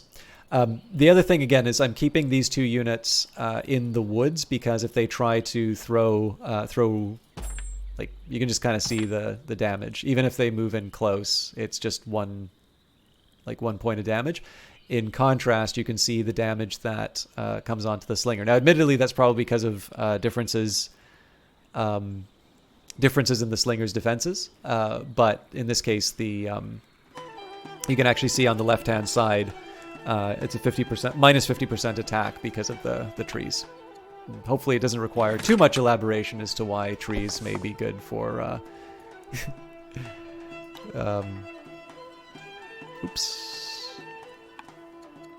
Why trees are good for avoiding melee attacks. I'm tempted to go around with this explorer, but let's just see if there's anything else that I can do. We're gonna wait with this unit. I am tempted to get an early start on the Gaul camp down here. But no, I think for start... Okay, actually there's 2 things. We've got a queen who can... Okay, we don't have the civics for a... Oof, yeah. We don't have civics for anything. So I think I will try foreign marriage to cement some of the relations with other countries. But because we don't have the civics, at this point, I'm just going to take advantage of my my extra turns to be able to move the scout all over the place. Okay, so last step here is just to take some actions either with my scouts or to get like I said, get an early hit on the Gauls. Whoa, maybe not. That's kind of cheating, but you do like all the extra details compared to the Civ games, which I like already. I love the Civ games so much. But yeah, the extra details in the game, and also just the way that they handle the resources differently, I think makes for a... So what's interesting is that you could argue that this is a more complex game, but it is not... Like, it's not one that is impossible to get a handle on. It's still one that can actually be very satisfying to play without... it doesn't break your brain to play it, basically. It's something that is sort of satisfying in its own right without, without kind of making you, you don't have to sort of move heaven and earth to understand basic concepts, which is my really poor way of putting it, but you know what? I'm going to move this worker up. This may not be the wisest choice for me. I could chop down the trees, but that's really tempting fate. And then I'll move this unit into... So we are eventually going to build the Ishtar Gate. Oh god, why can't I build it now?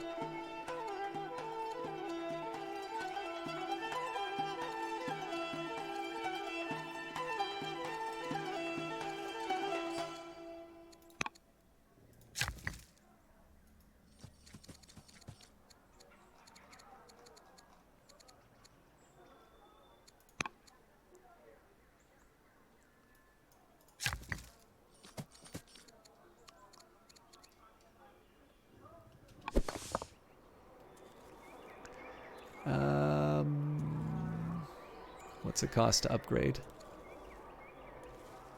Okay, we're definitely going to need a lot more wood.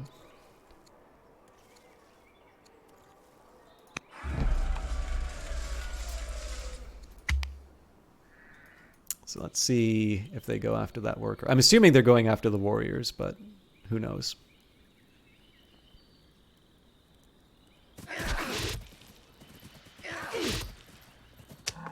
Okay. So first things first, let's claim the city site. I'm choosing this site over this one just because I want to try and keep the borders somewhat separate. This will be pretty good for some extra quarries too, so...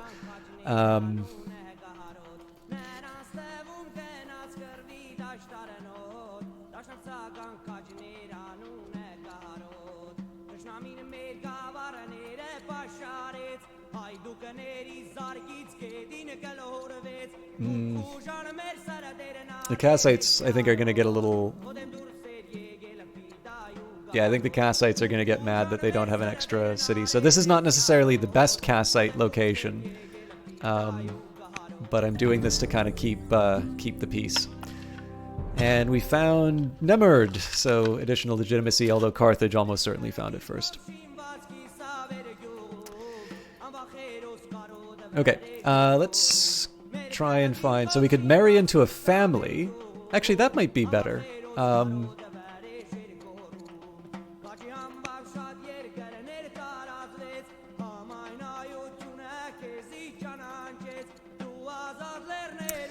Okay, so if I take my Chancellor... Yeah, the game really messed with me by giving that salt to the Chaldeans instead of the Amorites. So I do need to get on good terms with the Amorites. Let's try and marry into that family, and we'll maybe see if we can...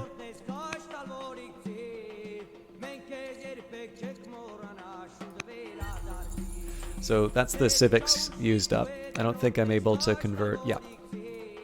Can't change religions. Now again, my counselor, normally what I would do here would be something like giving gifts. This can also improve the relationships with the families. The thing is, I'm going to want this money to build the Ishtar Gate. Which... Okay, yeah, so it was just about the... Oh, we also need civics for that. Okay, well, we'll just let... We'll let time pass by. I am going to build the mine. So there's 2 reasons for building this mine. Sorry, 3 reasons. 1, it will give me culture. 2, it can give me gems, which is something that I can give to the Chaldeans. And then 3, it gives me money, which will allow me to buy more stone for the construction of the Ishtar Gate. Now, we are in the middle of a war, so let's... I think I'm going to try and work down the... So this unit gets... So melee minuses... Okay, so they get bonuses for being an urban. I'm going to move them up like this first.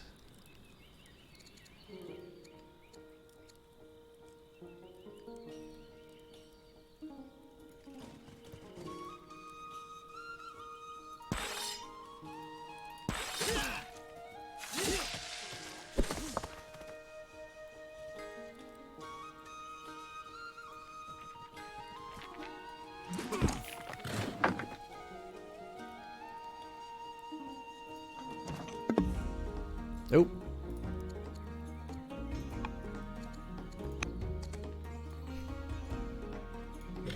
We'll heal him up. So I only have 2 orders left. Let's think about what our next few moves are going to be. I would have thought that coming after the Assyrians would have been my first... sort of my first action.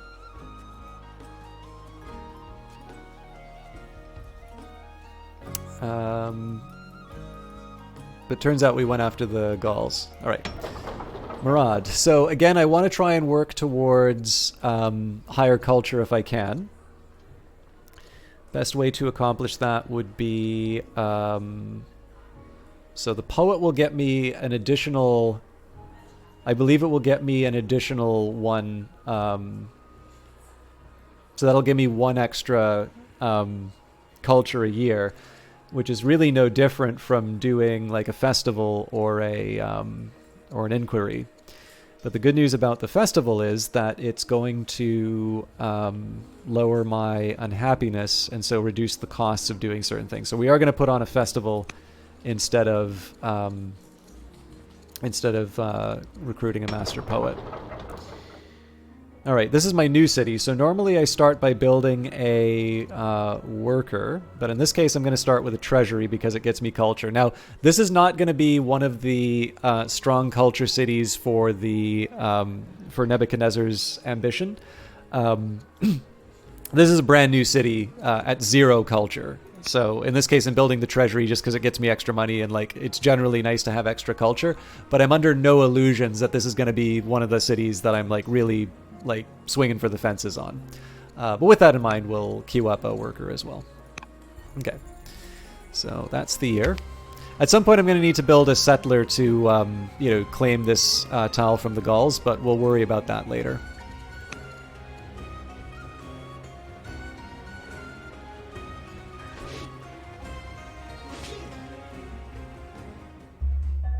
Assyria has declared war on us. The grieving Queen Kashaya the New... the grieving of Queen Kashaya the New is at an end. She is no longer mourning. Okay, so there is a worry as far as the Assyrians declaring war on us. I'm not in a good position to handle them, but... A new marriage proposal from the Amorites has arrived for you, Queen Kashaya the New. What is our answer? So we could go for Neriglissar the Orator, who has high charisma but weak on discipline. The dowry will give us science, though. Alternatively, Suabu the Younger, who's pure charisma. Okay, so the only drawback here is that they're debauched, so that will create unhappiness as far as the governors are concerned. But they can be an ambassador, so yes, we will go for Suabu. I'm curious. So 49. Okay, we're the same age too. Now, this is an unfortunate... this is kind of unfortunate for me. In terms of the draw, we got free archer and free Akkadian archer. So one of these is going to get wasted, but clearly the Akkadian archer is the superior choice. So we'll go for this one. In 2 years, we'll get a cool new unit. And we need to batten down the hatches for the Assyrians coming to beat us up. So... I need to make sure I have at least 1 order left for the scout, but for the time being, we've got Nipper. Now, Nipper I've been really using for slinger production, but I think we're at a point now where we need to focus on their ability to generate culture as well. So in this case, let's start by putting on a festival. And the Sword of Damocles. Reports start to filter in from merchants and farmers that at the edge of your nation that Assyrian soldiers have been raiding the lands and killing your people. A dignitary arrives in the midst of the confusion without warning, announcing that Assyria has declared war on you. How shall we respond? We could recruit new soldiers, which will give me an additional warrior, or we could recruit new ranged fighters. Now, I am actually going to do a bit more of a ranged strategy, so we'll start here. We've heard reports that Duke Abi Ratash struggles with his tactics training. Perhaps we should explore educating him in philosophy instead. We could say, leave him, but hire a better tutor, or switch disciplines to philosophy. Normally, I would want to double down on the existing, the existing training. But I do want, one, I want to save the money, and two, switching to philosophy isn't bad because that helps with my science production. Tutorial, rally the troops. In times like these, the troops like to hear the encouragement from their leader. A rousing speech from you on the glories of Babylonia and the unmatched courage of her fighting men would improve morale. You can conduct a rally troops mission by selecting the rally troops button in the action panel on the left while your leader is selected. Rally troops missions give you a chance to gain some training at the cost of a few orders and some civics. They may also lead to follow-up events. Will you go out on a rally troops mission? I'm feeling invigorated already. Let's go on a mission to rally the troops. We get that for free because it's a tutorial. So, tutorial, appoint an ambassador. If you have researched the aristocracy technology and you have an available candidate on your court with the orator, diplomat, or commander archetype, then you may appoint an ambassador using the glowing scroll icon in the top right of the screen. So, Nebel Plasar, who I believe we were actually training to turn into a... I believe we were training them to become a general. In this case, the game is giving me that appointment for free, so I think I will appoint them. All right. War goals. We can forge a nation. Your general suggests that you should show your commitment to crushing the despicable Assyrians by adopting a new martial ambition in the ongoing war against them. To what end shall we direct our forces? So we can try to sack the royal capital of Assur. We could meet them on the field ourselves, kill 10 military units as general, or we are in no position to accomplish any of these goals right now. I think in this case we're going to try and sack the capital. That is definitely going to be hard to do before we die, but we'll see. We'll see if we can handle it. A time to kill. During a discussion about how to deal with Assyria, you make it clear that you wish someone would rid you of this turbulent Ashurbanipal. Unexpectedly, everyone is in agreement, and soon practical matters are being hammered out. The only question which remains is, should we focus on stealth or speed? So the sooner they're dead, the better, or let us try to remain undetected. Yeah, we'll try... Actually, you know what? Screw it. The sooner he's dead, the better. Marriage. You have accepted a marriage proposal for a member of your family. Marriages are a useful diplomatic tool for forming bonds with other families, tribes, and nations. They will also allow your family to continue their line with legitimate heirs who will be eligible to take over once your current ruler is gone. If you die without an heir, the game will end. I will make sure to find good matches for my family. Speaking of, we do have a line of succession. So Prince Kurzaga, does he have a wife? I know he's half Roman, but we won't hold that against him. Yes, he does have a wife. Slightly older than him. And 2 daughters. Okay, so... Yes, Duchess Delanessu. Cool.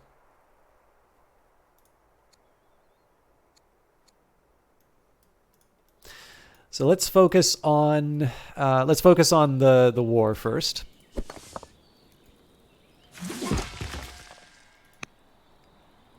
Oh, we got a crit. That's beautiful. All right. So we'll move into position first because we get adjacency bonuses.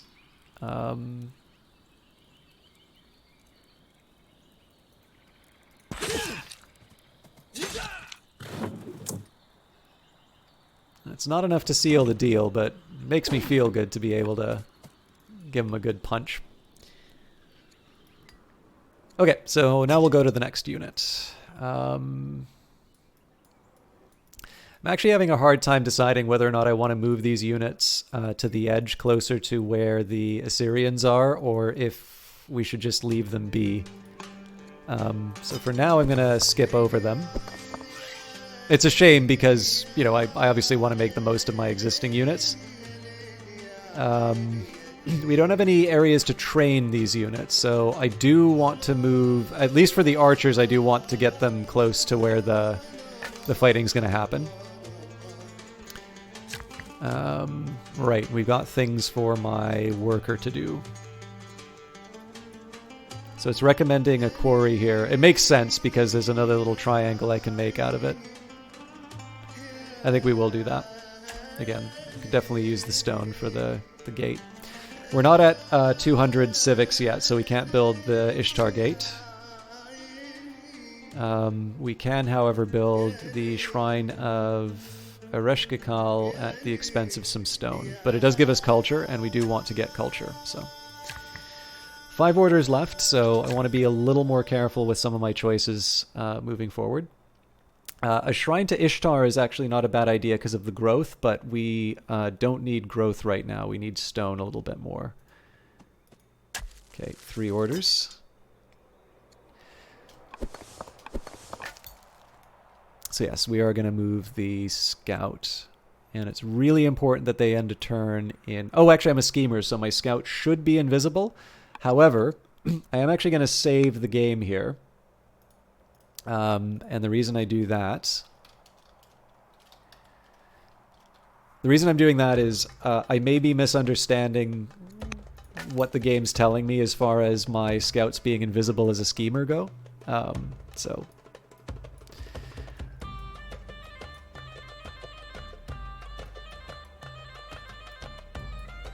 How many cities do they have?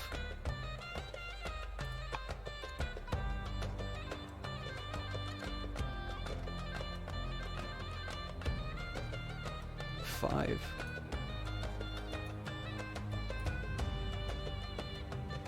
All right, that's going to take some effort, but I think it's worth it. All right, that's the end of the year. We don't have anything else that we can do, so... Although, again, at some point I'm going to need to start training some settlers.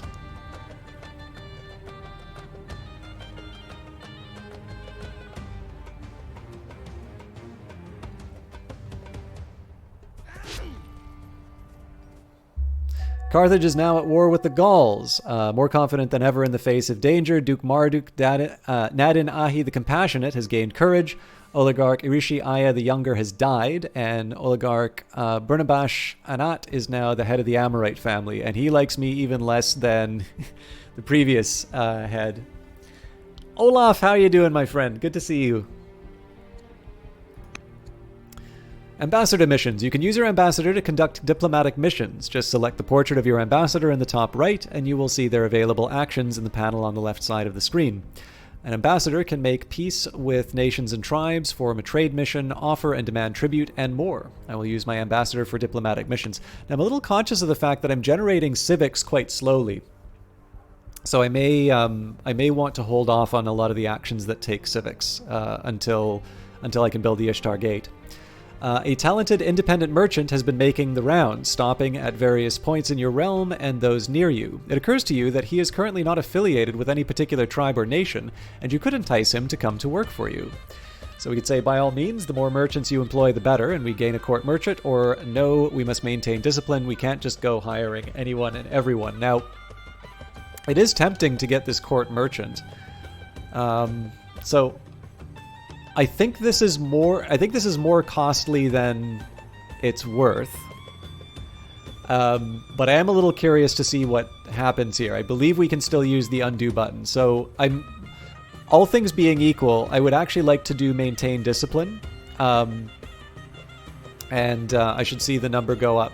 It says here by 16. I think the total it will go up by is actually about 20 because there's the global bonus, but also the fact that Babylon is generating a certain amount of wealth. But the merchant might actually be adding something to the court and increasing our ability to gain money. So let me just take a quick look here and see whether or not that happens. So in this case, if the number goes up to 92 or higher, the court merchant is theoretically worth it. And if it goes up by less, then we should maintain discipline. And I just want to see if I understand how that mechanic works better. So, Imirim joins the court. A new court merchant, Imirim, has joined the court. His keen attention to economic affairs will help Babylonia prosper. He's Kassite, and welcome Imirim the merchant. So we are going to spend some time getting that money back, but in this case, I think it's money well spent. And again, we don't have the civics for the Ishtar Gate. So we are going to pass the turn. And of course, we do also want to get rid of the the Gauls. So, exotic influence. In an act of supplication, a surviving Gallic noble offers you a wreath of jewelry, fineries, and icons representing their culture. As conqueror, you are expected to wear the fine traditional raiment. Our generals grumble behind your back, but there is wisdom in appealing to the newly vanquished. I can say, I will not be tainted by these savages, and I will gain legitimacy. These prizes are mine by right and rule, which will improve the opinion of the Gauls. I will become exotic, which will give me additional charisma, which will also improve my civics. Put these treasures in our nation's coffers. I actually think so. I'm a little reluctant to let my legitimacy fall. I generally want to see my legitimacy go up by a fairly large amount. However, I think the benefit of gaining exotic and the fact that I have been looking to try and get some additional civics, and the fact that this character is both has a global amount, but is also the governor of Babylon. I think in this case, gaining the exotic trait would be a good idea. So even though I'm giving up to legitimacy for this, I'm gaining the things that I need to fulfill my ambition of building the Ishtar Gate. So again, these prizes are mine by right and rule. As you can see, we went up to 39 here, which I think is definitely a worthwhile price to pay. Now, there's one small problem I have, which is if we take a look at tribes. So it says there are 3 sites for Gauls. We know of 1. That's going to be a problem moving forward. And I don't have a good, I don't have a really good way of handling all of this. So...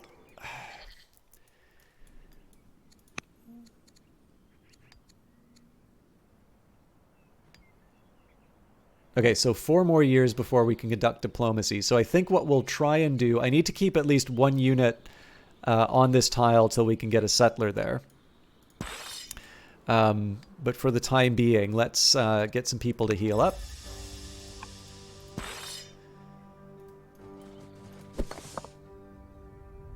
So I think the way I'm going to approach this is we will deploy all our units down to the Gauls first, because this is an opportunity for us to expand. Okay, so we've got 2 sites that we can claim. Obviously, this also helps us expand our empire, which is another ambition. So being able to take territories off the Gauls are good. But again, that's something we want to do quickly. Because if I'm not able to redirect my forces towards the Assyrians, they're going to wind up clobbering us. Okay. There is a small temptation to just go aggressive on the Gauls in the area. For here, I'm going to hold this city. I do want to move that scout, but let's see if there's other things. Oh, nope, that's about it. Okay. So I'm going to do something a little unexpected.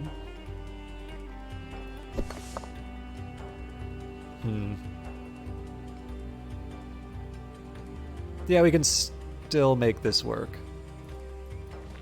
Oh, no, I can't.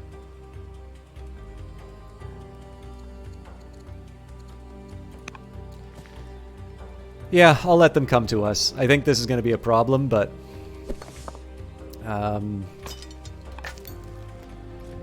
let's just see what's going on in the Assyrian territory.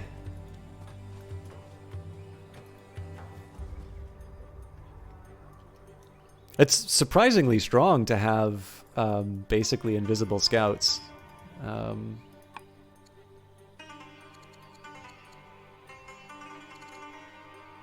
trying to remember which one was the capital.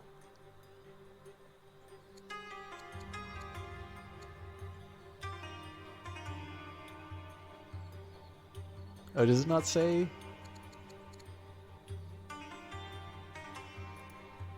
Ah, sir. Okay. Well, actually, that's not that hard for me to reach, I suppose.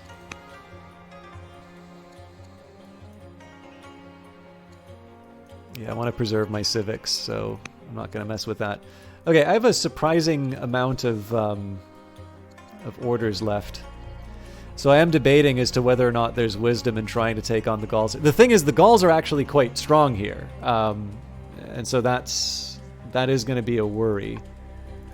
If I can do like a tiny little bit of chip damage, that would be nice. But the worry is that they just pile onto me here. And I am in a position of strength. I'm behind a river in this location. So I think against better judgment, I'm going to end the year. Good news is we get a new high-quality archer coming up.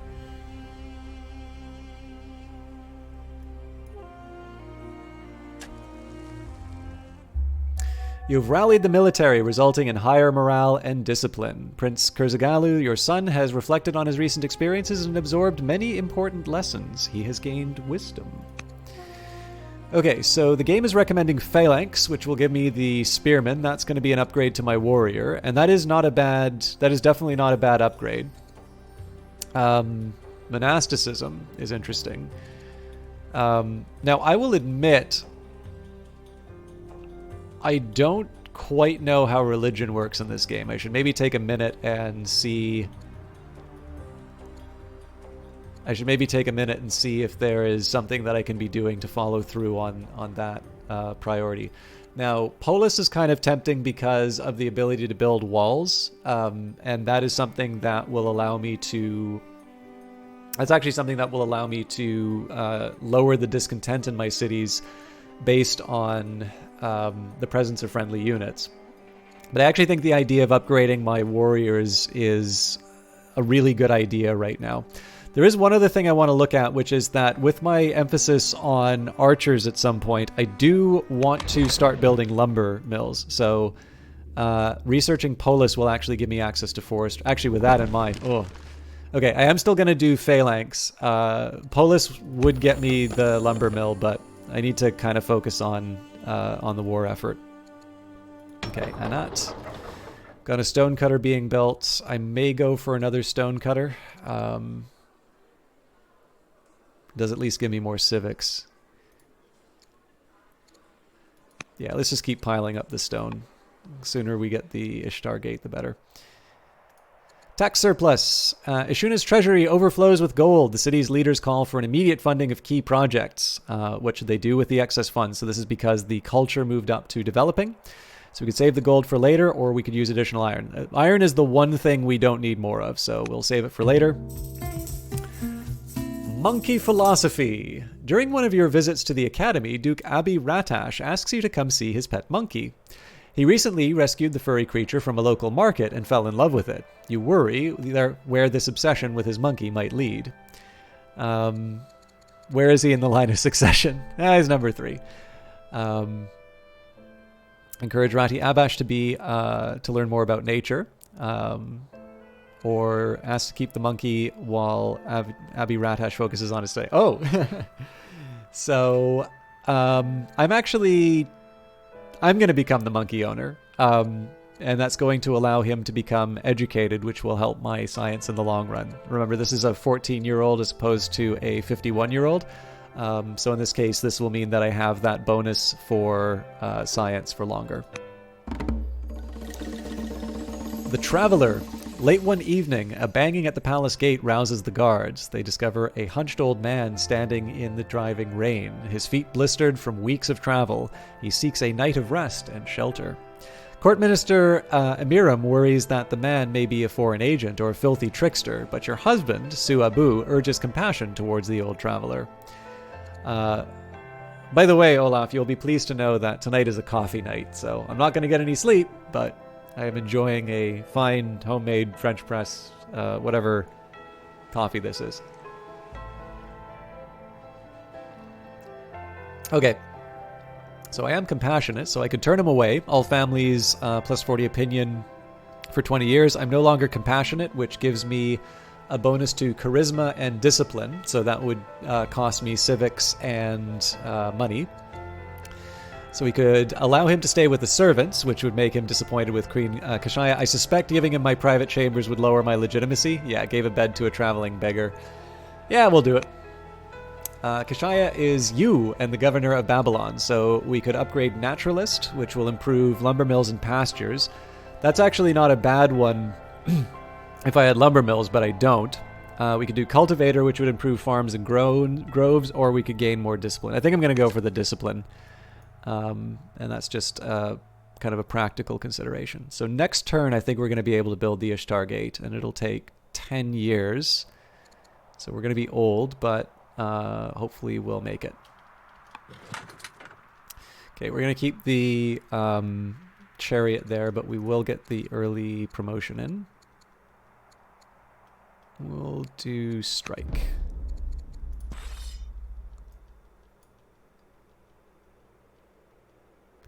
So I'm going to...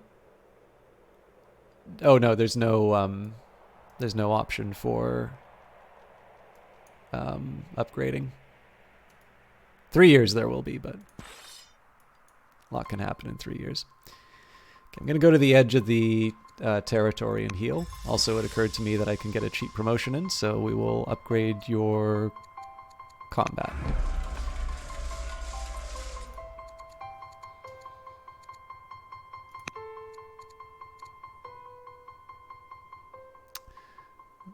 Okay, so if I tutor him, costs 200 gold and orders. We can definitely afford the gold. And tutoring is a good idea because it improves your stats, which will affect your resource acquisitions. I'm reluctant to send these people on missions because of the civics cost. Again, I want the Ishtar Gate before I start spending civics. Oh, I get a free promotion. That's always nice. And I'd love to upgrade them, but we need... Well, this is one we could probably afford.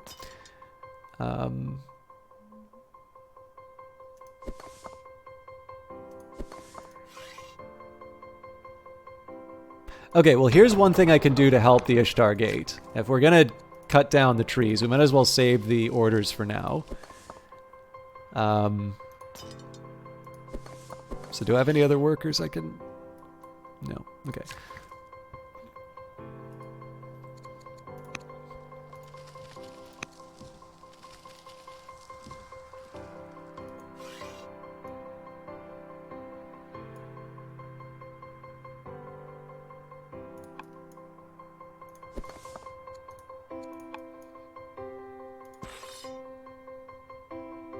I should upgrade my good archer.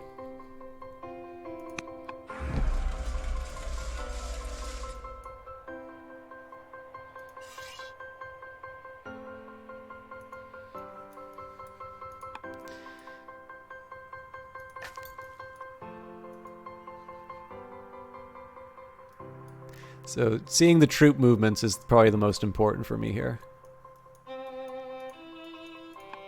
I love this game's soundtrack.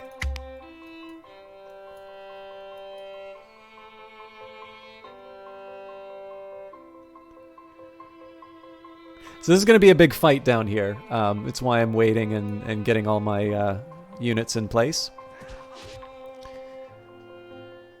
Alright, reports of a tribal raid from a Gallic encampment near Nipper. Duke Marduk, Nadin Ahi the Compassionate, your brother, general of the Archer, fourth in line, cannot let go of grievances and is often angry. He is a most bitter person. Prince Kurzagalu follows a strict regime, never taking the easy way if it is not the best way, and he's gained discipline. A dinner with a rival. Oh, goody. Okay, this also gives me a chance to bring up the historical event, too. A delegation from Rome is sent to help settle a minor dispute that is brewing between your two nations. At dinner, one of the parties speculates on who could beat the gods of war, leading to a spirited debate. They put forward General Clodia the Merchant as the best candidate. Who do you choose? So I could say, I agree, Clodia is the most superior general, at which point one of my subjects become slighted.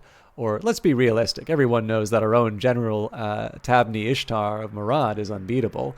Now that will come at the expense of relations with Rome, which we were, I mean, in fairness, we were trying to get along with them by attacking the Gauls. Let's take a look and see what event this is referring to in history. What did the Romans ever do for us? How you doing, Irrepressible? Oh, this is cool. So it's not just Wikipedia links. Sorry, I've lost the...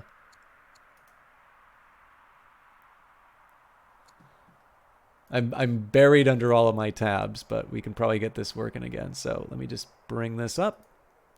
So this is ancienthistory-rome.blogspot.com. And so sorry, if it's not obvious what I did, when you play this game, you can click on the little globe button and it will take you to a website which is describing the history that inspires this particular event. So let me just bring... Okay. A dinner date with Scipio Africanus and Hannibal. In 193 BC, the Roman general Scipio Africanus, the subduer of Carthage due to his victory at the Battle of Zama, after a period outside of the Roman political spotlight, was part of a delegation sent to help settle a dispute that was brewing with Antiochus III of Syria. Scipio and Hannibal seems like a legit debate. Wasn't that settled in history? 7 years after the Battle of Zuma saw a Roman power finally destroy Carthage in the Second Punic War. Hannibal Barca, the great terror of Rome, went into voluntary exile after the Romans requested his surrender, seeing Carthaginian power growing again under his leadership. Traveling the Mediterranean in 193 BC, he ended up at the court of Antiochus III, preparing for war with Rome, and offered his help with his war. Livy, in his Ab Urbe Condita, writes of a legendary meeting between these two great and influential men at the court of Antiochus III and a conversation that followed. When Africanus asked who, in Hannibal's opinion, was the greatest general, Hannibal named Alexander, the king of the Macedonians, because with a small force he has routed armies innumerable, and because he has traversed the most distant regions, even to sea which transcended human hopes. To the next request, as to whom he would rank second, Hannibal selected Pyrrhus, saying that he had been the first to teach the art of castramentation.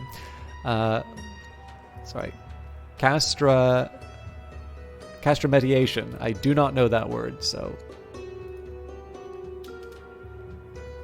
The making or laying out of a military camp. Besides, no one had chosen his ground or placed his troops more discriminatingly.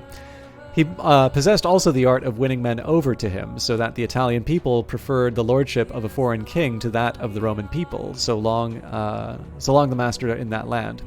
When he continued, asking whom Hannibal considered third, he named himself without hesitation. That was the quote from Livy. It's fairly safe to say that Scipio was angling for a compliment of his own military acumen from a man that he had beaten in war, and so also to have a little dig at Hannibal, no doubt. But let us analyze the three men that Hannibal chose as the greatest generals. Well, as they say, war doesn't settle who's right, only who is left. Very true.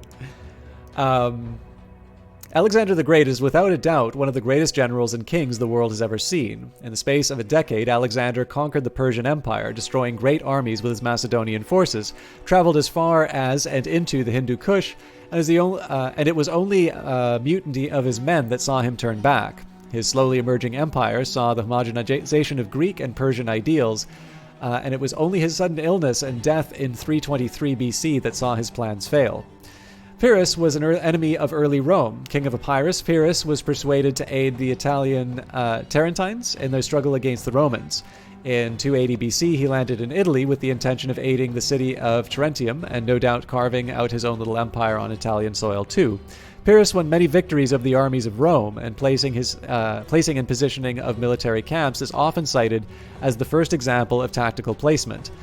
But he lost so many of his own men in the battles that he had to withdraw from Italy, causing it to be named Pyrrhic victory. Quote, "If we are victorious in one more battle with the Romans, we shall be utterly ruined." Plutarch, The Life of Pyrrhus. Finally, Hannibal named himself. The scourge of Rome for many years, Hannibal had crossed the Alps, defeated the Romans in 3 stunning battles at Trebia, Trasimene, and Cannae. Cannae is probably the most famous, and came the closest anyone has ever come to destroying Roman power. It was only Rome's complete refusal to surrender and repeated raising of new armies that wore down Hannibal's power in Italy. There's little to argue with Hannibal in his choices. Alexander the Great was universally recognized throughout the Greek and Roman world as the pinnacle of what it meant to be a general, conqueror, and great man. Roman emperors of the 1st century AD, like Augustus and Gaius Caligula, were still trying to link themselves with him. Of course, the great irony now, right, is that we know terms such as Tsar and Kaiser are, of course, Caesar. So in this case, you have men who later empires would try to take the mantle of, all looking towards Alexander. Where was it? Was still trying to link themselves to him. His choice of Pyrrhus is no doubt due to his developing the tactical art of the placement of military camps and troops, something which Hannibal learnt from himself in his own wars with Rome. Pyrrhus might have eventually lost against Rome, but he laid the groundwork for future military tacticians.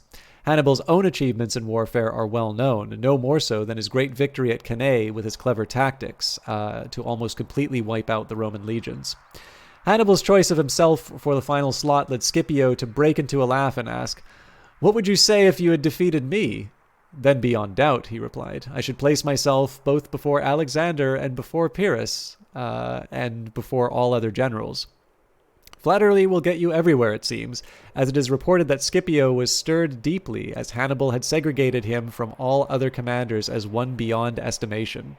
Of course, if you actually analyze what Hannibal says, he is still backhandedly complimenting Scipio. In a nuanced sentence, Hannibal recognizes the fact that Scipio is the man that defeated him in Carthage, but still doesn't fully accept it outright as ranking as great as his own achievements. Opposing generals meeting to trade witty barbs is rare, especially when it is two generals of Scipio's and Hannibal's stature. In a war that spanned the Mediterranean and saw Carthage within reach of destroying Roman power before their own eventual demise, it is nice to think that at the end of it, Hannibal, with his little witticism, won the final blow in the long, bloody Second Punic War for his city, Carthage. Thanks for reading, James. That was fun. I really like reading this sort of stuff. So again, I do sometimes say that for me, part of the experience of Civilization was the fact that I wound up learning history because the history was placed alongside the rules of the game. And I think, putting a link up here for it makes you opt in. But I'm warming to this presentation just because in Civilization, you don't have these events. And so, want to try and figure out what's going on in this. Maybe even find out what the right answer is. I think there's more of a reason to click this. And the other thing, too, right, is that in the end, you have to take the action. Even if you're reading the Civilopedia, you do actually have to opt into reading the history and not just focus on the mechanics. But I didn't realize that they went beyond Wikipedia. So I really like the fact that there's a lot of good historical resources inside the game. So we could do, surely it is foolish to compare mortals to immortals. This would require charming. But if you can just give me a second here, I have some grapes that I'd like to finish. I'd also like to get myself a glass of water. So I'm going to take a very brief break. I won't even put up the sign for that. I just need a minute to just grab things out of the fridge and such. And then we will be back to try and manage all the wars that we're dealing with. Please talk amongst yourselves. Introduce yourself. Talk about how awesome you are, my green eyes and mysterious charisma, whatever you want. But we'll be back in just a little bit.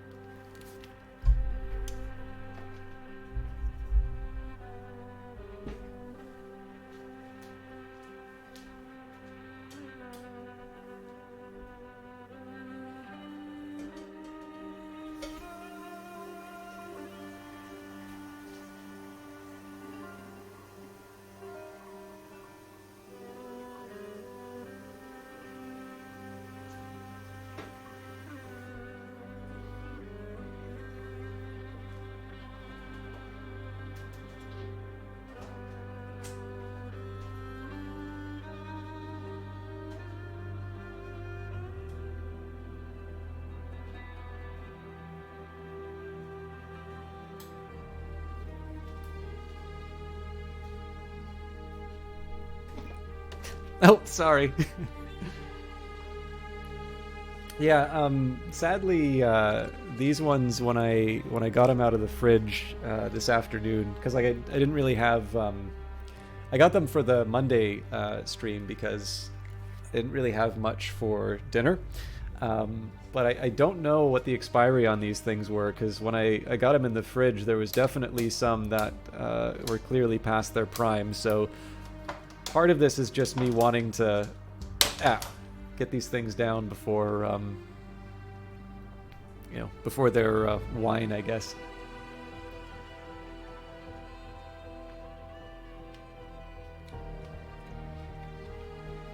Also, it's been a really long time since I've had some. So, okay. So this will, there will be some problems doing this. Obviously, I'm gonna diss the Romans, but let's be realistic. Everybody knows our own General Tabni Ishtar of Murad is unbeatable. Time to celebrate. The people are happy and the change of season is nigh. It is time to celebrate. The Amorite and Kassite families have volunteered to fund a festival in honor of those who have given so much to the nation. They ask for our wisdom about whom to raise up at this event. So the festival's done. We can say the oldest and most deserving. So the Amorite and the Kassites will like this. It will also increase our culture in Babylon. Of course, Babylon already has strong culture. The head of every noble family, so also the same effect. And then we can also do the poorest of the poor. So this will make me gracious. It will improve my charisma, which will raise my civics. Now, Nabopolassar is greedy, so their opinion will go lower. We're actually doing okay for civics now, so I don't need to go as strong for the charisma. And then as far as the families are concerned, you know what? Yeah, let's do the oldest and most deserving.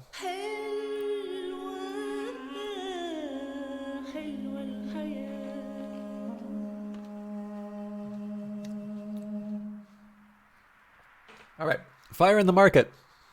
A man in the Murad market has been arrested for inciting the public. His crime?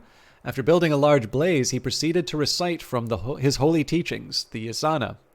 This is not the first incident of this kind. We grow intrigued by these followers of Zoroaster. Oh, this is the Roman religion.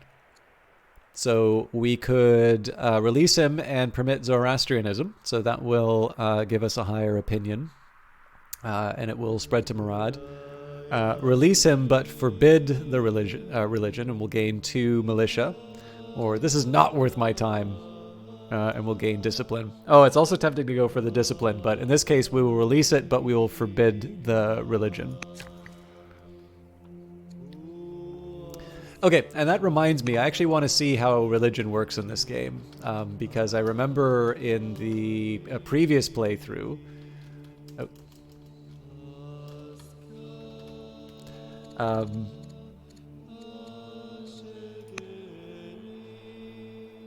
I remember kind of we created Judaism sort of out of nowhere. So there are 2 types of religions, world and pagan. World religions, such as Judaism, are founded by the first nation to fulfill its specific requirements. Pagan religions are founded by building the first of your nation's shrines.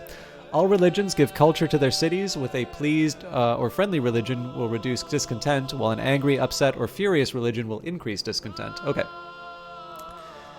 The 4 world religions, Judaism, Zoroastrianism, Christianity, and Manichaeism, are founded when a nation achieves each one's specific prerequisites. Cities with that religion then build disciples, which are capable of spreading the religion to other settlements. These disciples can also build monasteries, temples, cathedrals, holy sites for the religion. Finally, disciples can establish a theology for world religions.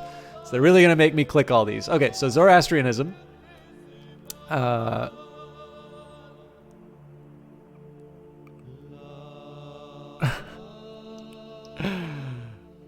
It's saying that it was founded. It doesn't tell us what it takes.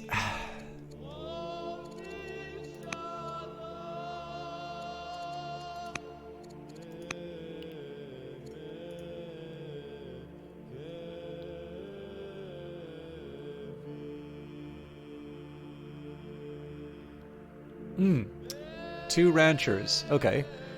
So Christianity requires Jewish city, 12 citizens. Sorry, at least 2 global Jewish cities in mysticism, and Manichaeanism requires at least 2 global Zoroastrian cities. Okay, so if we want to found a religion, we want another rancher.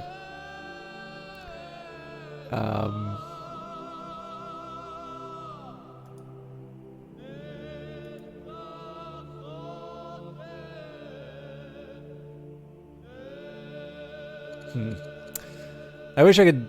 It'd be nice if the manual kind of told us what the initial requirement was, because obviously I would I'd pursue it otherwise. But yeah, so let me just make sure that we already have the law. Okay, oh sorry, no, we don't need the law, we need the tech. I'm pretty sure we already have the tech, but let's make sure. Yeah, so we have labor force, so we just need another rancher.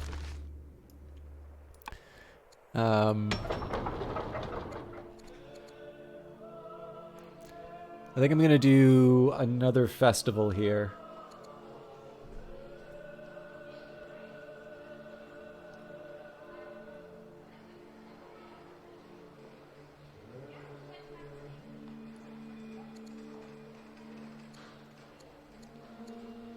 It's a tough one, right? Because the Master Poet also gives us bonuses.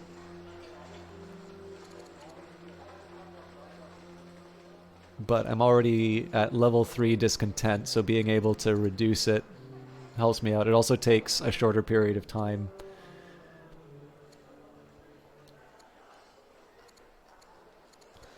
So yes, we'll keep doing the festivals. Okay, now here the miner is a priority because of the extra gold it will get me. Or not the gold, the resource that it will get me.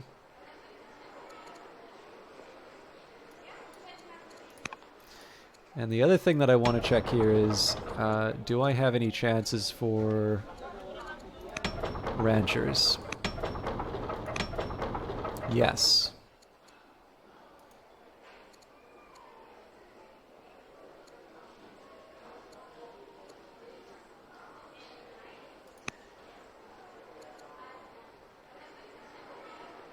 I am mildly tempted to rush this festival, but I will resist. I will resist the urge for now.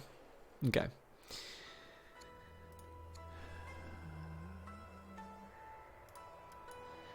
So clearly we have some opportunities to take out the bad guys. I want to try and play rock, paper, scissors where I can so that melee units are taking out ranged and ranged are focusing on the melee units.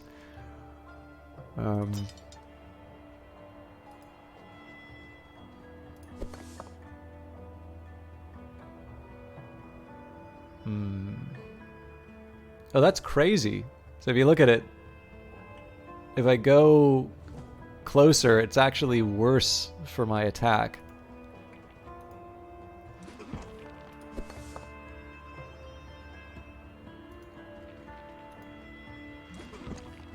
It's actually a slightly different approach I'm going to take here.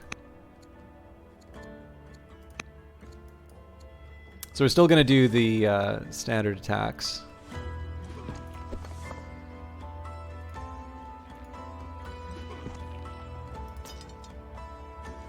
Okay, it's not enough to take him out, but it does... No, he's going to get pounded by everybody else. It does at least protect me from the range. But we may want to prioritize some of the reinforcements arriving. Ah, beautiful.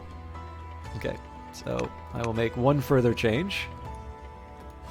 Given that we know the archers are going to show up, we can put them behind the river. So remember, these are my awesome archers. And that means I can use my militia to go after the ranged unit. Okay. Important question. Can I build the Ishtar Gate? So we're short on stone, but presumably we can buy it. Nope, that's going to cost us 2,000 gold. a little much. Oh, but we can sell. Okay, so I'm going to start selling like 100.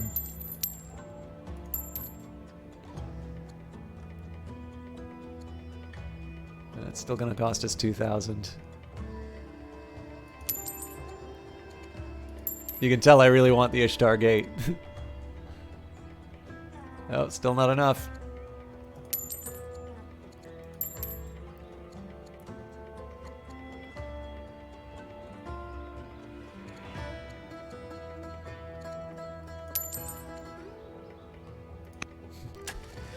Babylonia has begun construction of the Ishtar Gate. I mean, pretty much bankrupted the nation, but it does help me with an ambition. If you complete 10 ambitions, you win the game. So this is definitely the sort of thing that you can be willing to empty a treasury for.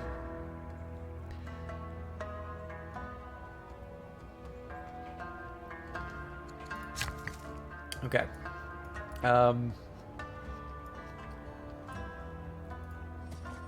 Gonna start making money.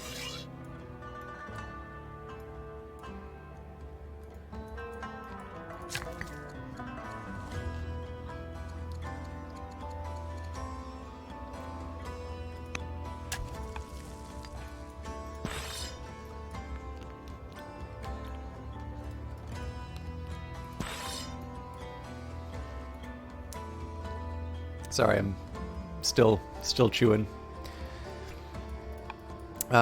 We really only have one more order left. Though I suppose it doesn't hurt to continue keeping an eye on what the dastardly Assyrians are up to. It's actually very weird that they don't seem to be generating a whole lot of units to come and demolish me. I'm not going to complain about it. It's great that, you know, they're not able to... It's great that they're not prosecuting the war, because it just lets me focus on the Gauls. But still, like, it is something I'm a little suspicious of.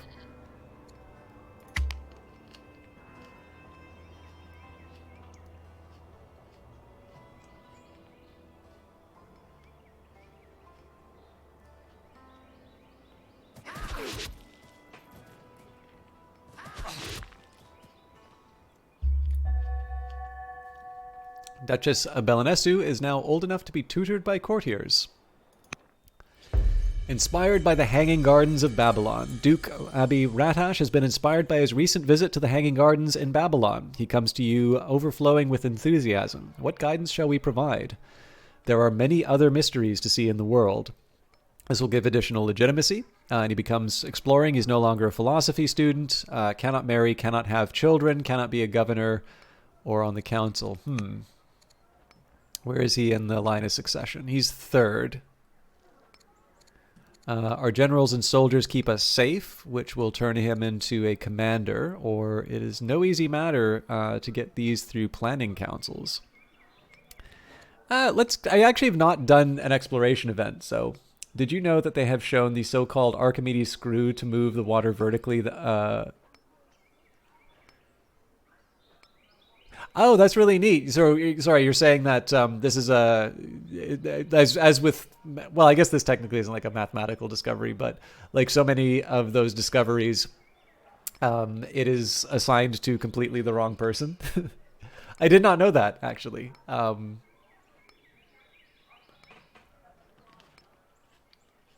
So I haven't done an exploring event. It actually feels like this is a drawback, but let's give it a shot.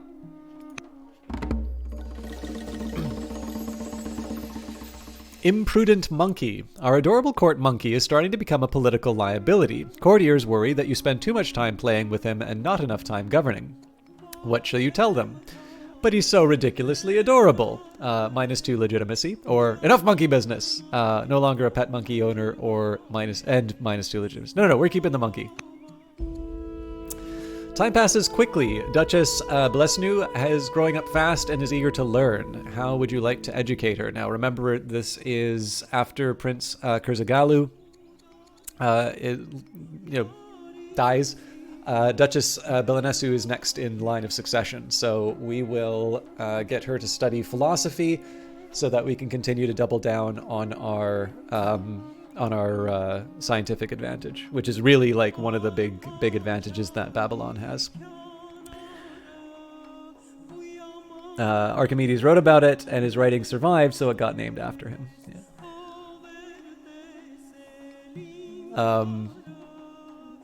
There's like pretty much everything that's named after someone has like a comparison, like a comparable story. But my favorite is L'Hôpital's Rule, where I believe it was one of the Bernoullis who discovered it, but like L'Hôpital paid them for the naming right. Not that like the L'Hôpital, from what I understand, was actually a like a legitimate mathematician themselves, but so far as I can tell, L'Hôpital's Rule was not discovered by them. I believe that is. I mean, it's kind of one of these things that's like, name an ancient city, Alexandria. Name a famous mathematician, Bernoulli. You know, it's kind of like that. That could mean anything, really. But that's my only contribution. It's a few hundred years after Archimedes, I realize. But okay, we will study philosophy. Now let's focus on the war effort first. So I still think the right call is to sort of play rock, paper, scissors as far as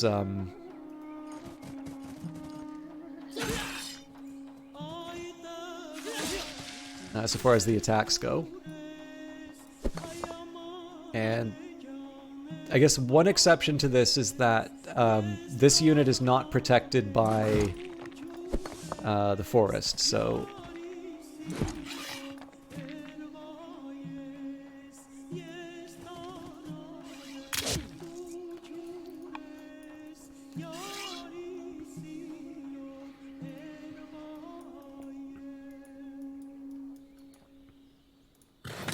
I guess we need to keep them here because we haven't been working on settlers. I'm not quite ready to work with these militia yet.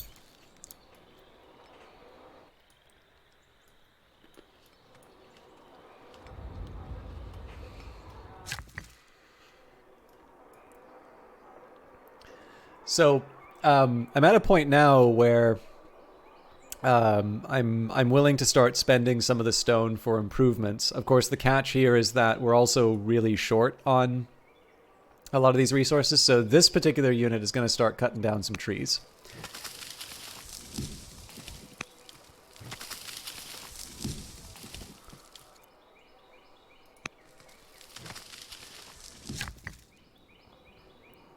And this unit, yeah, I can build a farm. I actually could use the food, so. And I think once I'm done with my mines, we can get this unit back to building the road. So at some point I do want to get sort of the trade network back up and running, just simply because that'll give me a big economic improvement. It did also occur to me, so I think most of my units are actually idle now. But I do have a lot of training, so I should be taking the opportunity to improve some units. But we'll leave that. Obviously, we're out of orders now, so.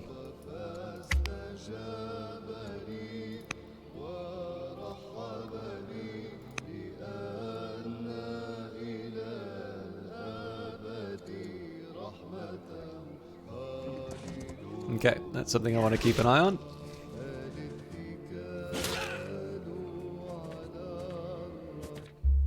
You're now known as Kashaya the Learned. Miriam the Merchant has tutored Duke Abi Ratash, improving his discipline. Good. So, as always, I want to go for the freebie first, so in 1 year we'll get a border boost. Also want to try and make some money, so let's build up that... Oh.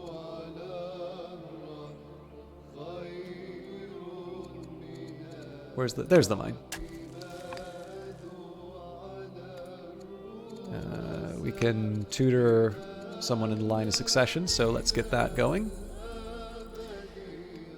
Gotta go lurk and try to nap. Have a great rest of the stream. Thank you so much for stopping by, Takri. I really appreciate it. Especially, again, I don't mind saying that, like, so I know it's sometimes bad to, like, communicate favorites or that, but I actually really do like it when I see your comments on the YouTube videos and that. So I was I was delighted to see your name in chat.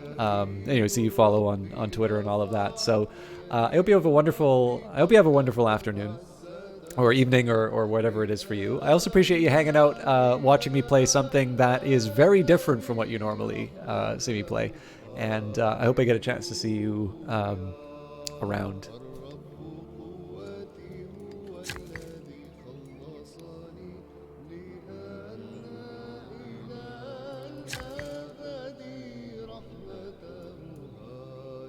All right. I think the Shrine of Ishtar is not a bad idea here. It expands out the borders, which actually may lead to some conflict with Carthage, but I still think it's worth it.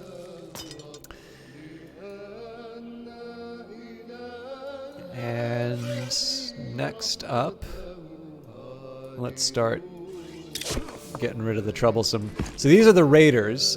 This is a little different than taking out the Gauls properly.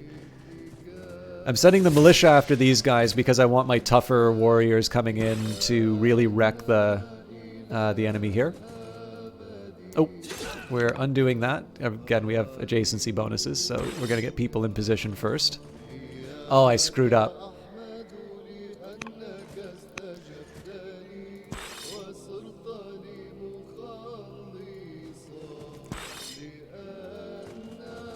That's better.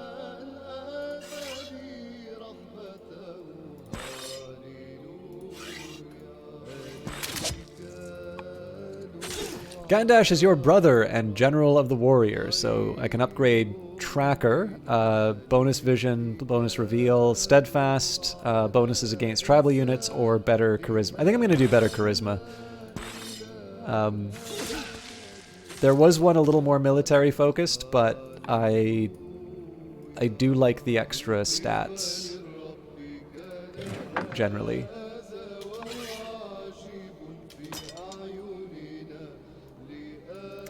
That chariot is going to eat my militia, but they're all I've got to defend the territory right now. Like mother, like daughter. Your courtiers inform you that, for better or worse, Duchess Belisunu is showing signs of taking after, her mother, Princess Consort Damictum. How this influence will take shape is yet to be seen. They say discretion is the better part of valor. Okay, so timid's not great, slothful's not great, but dealmaker might be good. Nope, timid. Growing military might, community contribution, and as our military might steadily expands, your advisors suggest the formation of an elite bodyguard, a small hand-picked body of warriors set to protect you. But questions and tempers immediately rise when it comes to deciding who should lead such a force. It falls to you to decide. So we could search outside our kingdom for a suitable commander, and in this case, that would cost me money. I'm willing to sell stuff for it, but I actually really sold a lot to build the Ishtar Gate, so that's probably not worth it. Have our elite squad compete for a leadership position and promote from within, so that'll give me even more legitimacy. Let us promote General Duke Marduk Nadin he the Compassionate to the post of Commander of the Royal Guard. We should make General Gandash the Wanton Commander of our Royal Guard. Yeah, man, it's tempting for all of this because of the extra stats that it gives, but in this case we will focus on legitimacy. Have our elite squad compete for the leadership position and promote from within. Okay. I don't have a whole lot more to do, so I'm just... Yep, this is actually the last unit that's able to move or do anything, so... I'm going to focus on cutting trees, and we'll end the year.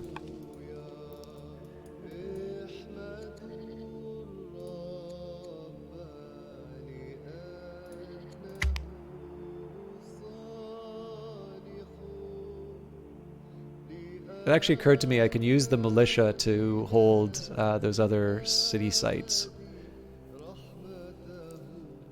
I really don't think we're going to be able to get the strong cities, but I still want to fight hard for it.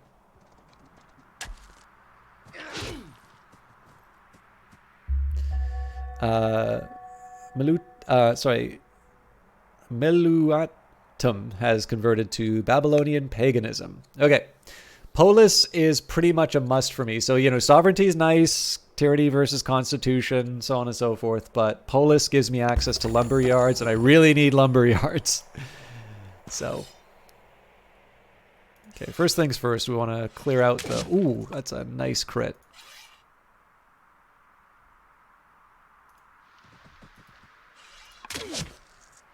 Just want to try and get some experience for my ranged units.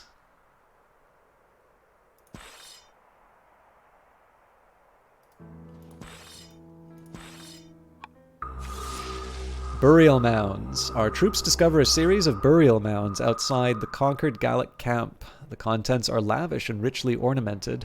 Many in the ranks wish to loot the ancient site, but some worry that such action would bring about dark omens. So loot everything, leave no stone unturned, which will make the Gauls dislike me even more, or we must not incur the wrath of the spirits. So this will give me additional discipline. The Gauls will be less mad at me. So do I want the money over time? Nah, loot it. So now I have two sites that I'd like to build cellars for. We have more importantly, we have two remaining, we know the two remaining Gaul sites. So we can actually take out the Gauls if we choose, and that may not be a bad idea because that gets rid of all of those raids. So I think we'd make this one a Kassite for the... Well, actually, either of these could be Kassite because of the camps. So maybe this one could go to the Chaldeans because of the artisans, which I suppose by default would mean that this goes to the Amorites. That works, actually. Okay. They're really making me feel the pressure.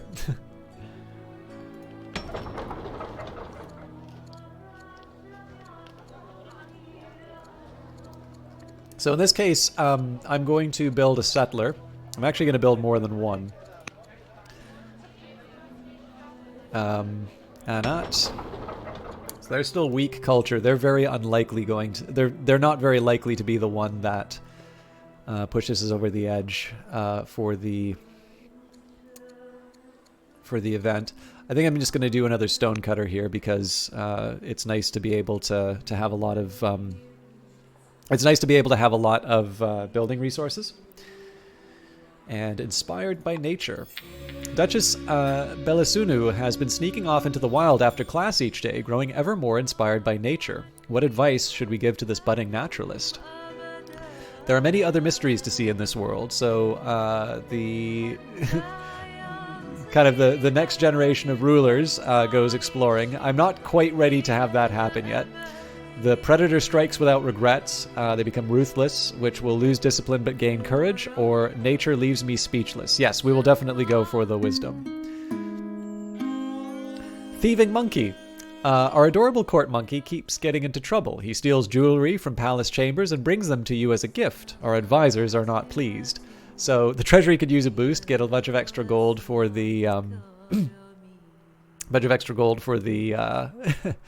at the expense of family, just like return all the stolen items, or enough monkey business. Let's return the stolen items. I think building relationships here is a good idea. A mercenary band of axemen has arrived in the capital, offering their allegiance for a price. How shall we respond? 260? Yeah, we'll definitely do that. Kuzwalt, thank you very much for the raid. How you doing? What were you playing?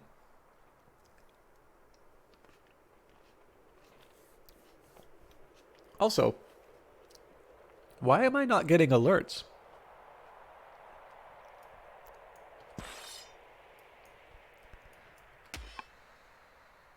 Your nation has trained its first axeman. This unit has an arcing cleave attack, striking foes adjacent to its target for partial damage. I can hit up to 3 enemies at once. We aren't axemen, just raiders. How you doing, Guyver UK? I'm assuming this is you... confessing you've come with this Coswalt. Ooh, Elden Ring. How are you liking it? It's definitely a game everybody has an opinion on, but of course people with the discerning temperament who watch this channel are the people whose opinions I value the most.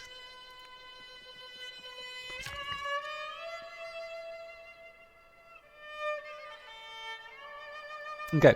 Definitely want to be building these culture buildings and build them sooner rather than later. So let's... I do like the idea of more religious buildings. I think, yeah, we just keep marching on the Gauls at this point. Maybe we'll get the healing that we can in.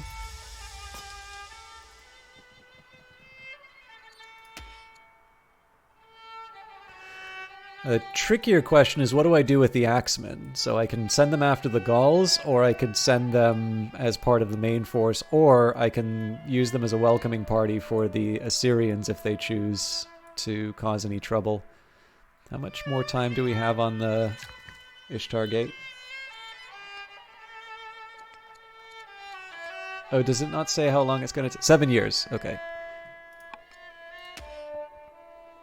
I think I'm going to send them out to the... Oh, you know what? How much you want to bet this is already a Roman... Yeah, there's no way that this is still Gallic.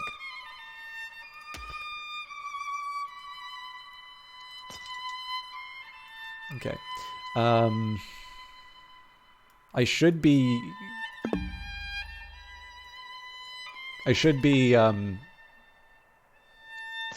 using my worker to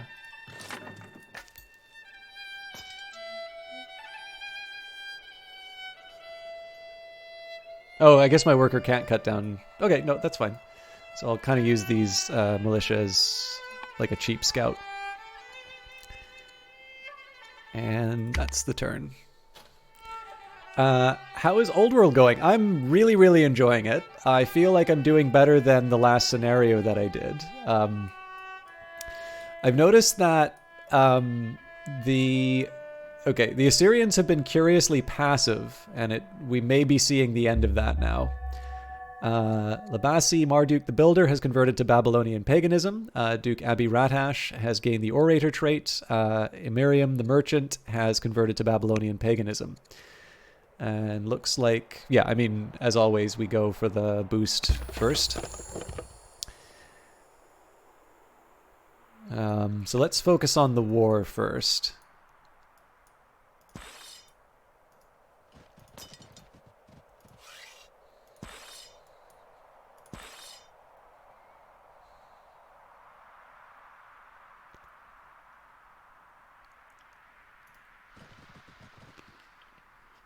These are Javelineers. I'm going to force march these guys.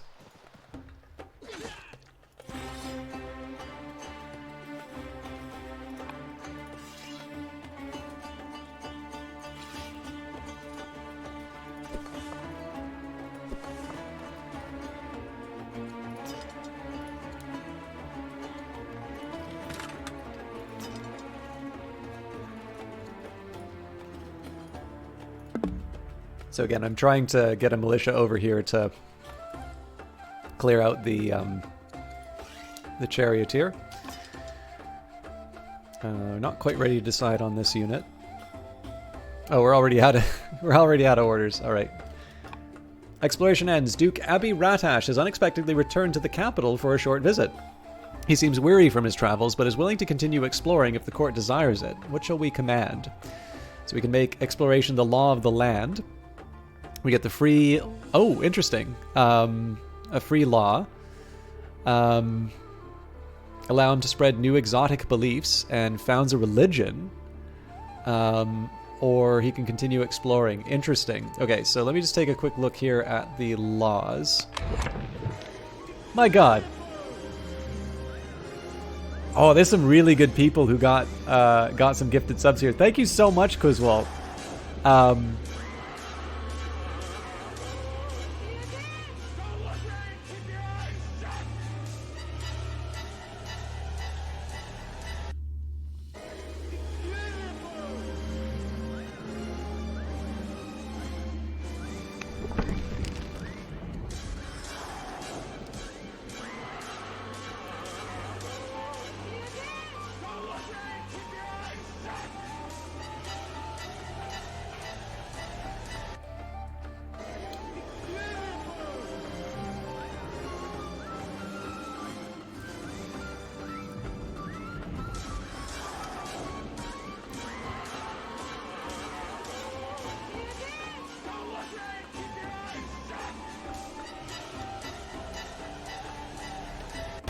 All right. Oh, wait, there's one more. Two more. Three more. Let me finish my grapes, at least, so I'm happy for the break.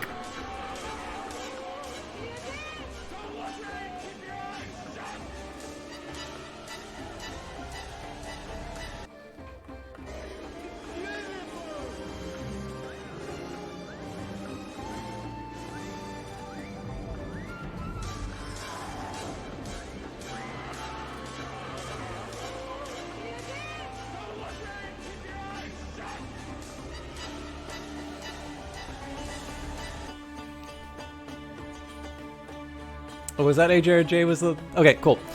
So thank you very much, Coswalt. First of all, I definitely appreciate the financial support, but it's also been really interesting to see that sometimes when these gifts get given, it actually results in some people extending their sub to the channel. Like some of those gifted subs have resulted in sort of long-term subscribers to the channel.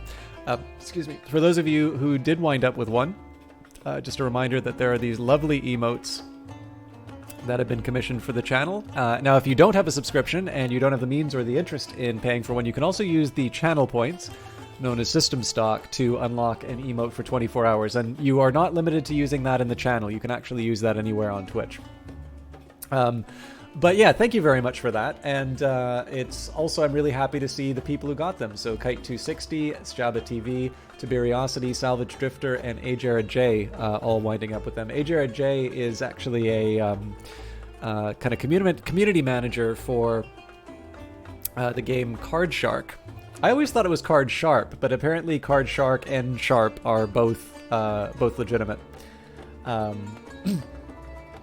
And then on top of that, it is definitely nice to recognize the people who have gone the extra mile. I always feel bad when I do these kinds of lists because inevitably I miss someone, and that sometimes can result in hurt feelings. And I actually completely understand it because it's something that I should be taking the time to recognize. But there's definitely over the time been a lot of people who have really helped support the channel and have, given me confidence boost, or some of the people who used to watch me from the beginning. I'm thinking of people like Endors, CPO Williams, Olaf T. Harry, certainly not last but not least on him, and Coswalt. And I like taking a second to recognize that kind of effort because, being here and watching on its own already means a lot to me because obviously I am not guaranteed an audience. Every time I start streaming, there's the hope that it's still interesting enough for people to show up.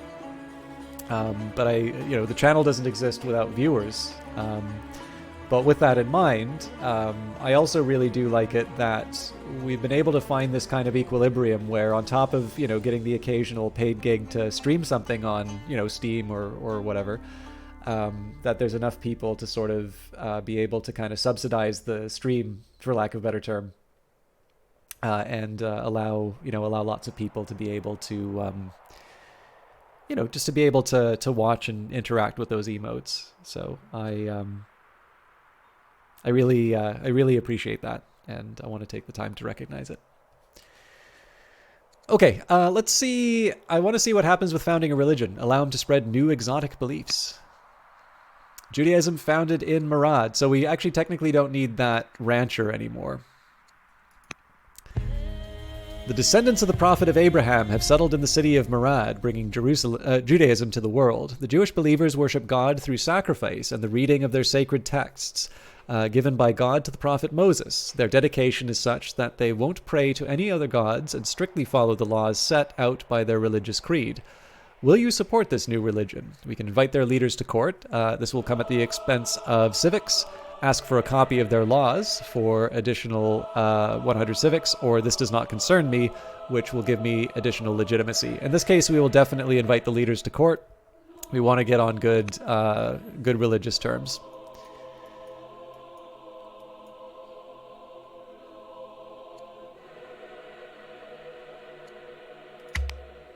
And this should be a big military turn next turn with the extra orders.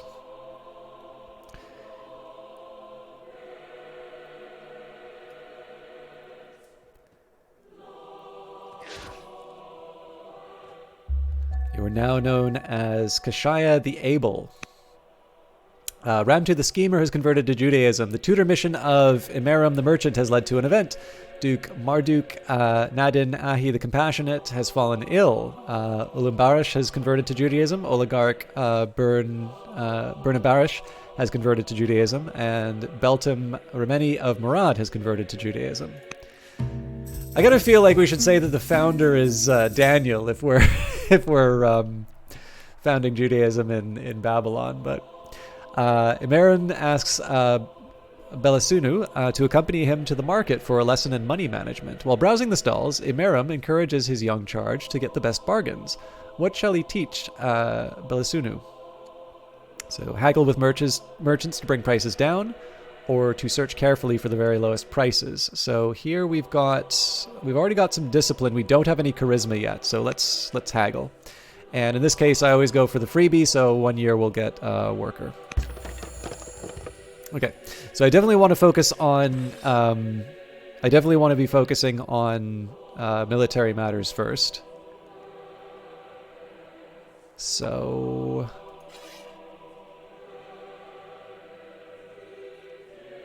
I'm going to do as much damage as possible.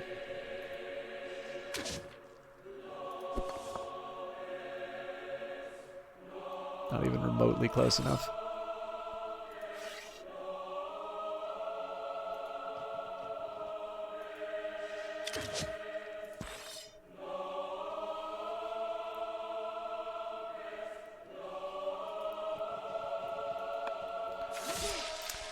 Tabni Ishtar is the general of warriors, so they can be Horsebane, Bloodthirsty, or we can upgrade their courage. I'm mildly tempted. No, we'll do Bloodthirsty.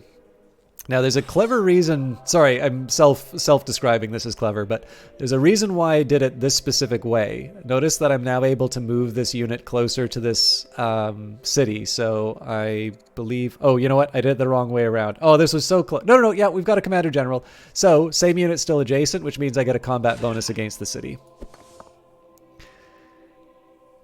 And to be honest, I don't actually think we need to bring the full force. So maybe we'll just hold off on that. Now, Nipper, we may want to change away from the rancher. Maybe we want to do something that's a little bit more focused on culture.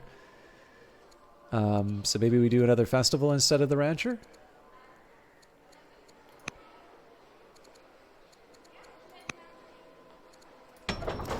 Bursipa, this is the new city, so they've built their worker. I would normally want them to be building a treasury, but it looks like they don't have enough culture.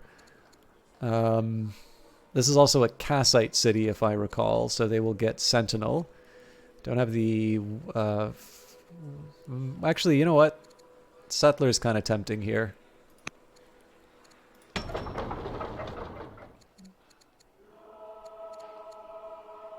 And I think in this case we're gonna keep doing festivals. It's like a real long shot that we're gonna get the culture that we need, but I'm still gonna try. A letter arrives from Duchess Belisunu describing her classes. Hours spent learning, stimulating debates among peers and tutors, with the night spent exploring the heavens. At the end of the letter, a postscript reads, "If you could spare the money, I would like to buy some tools for the more advanced aspects of my studies." Absolutely. And they become an herbalist. A chilly distance seems to separate you from your husband, Suabu. And it only grows colder. He has asked for time in your busy schedule to be together to rekindle the passion. How shall we answer? There is no time for personal desires, or Suabu is important. Make it happen. Oh, that's excellent. So we actually got our extra orders right at the time that we needed to spend some time to rekindle our love. And apparently I need to bribe him 270 to make him fall in love with me again.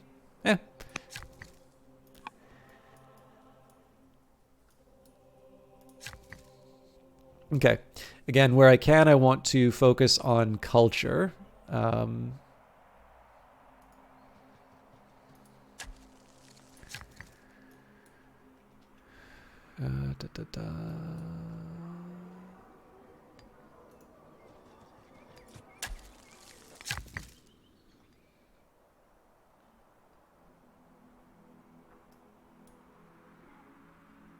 So they're right, this is a good place for an Odeon, but it's also a very good place for a quarry.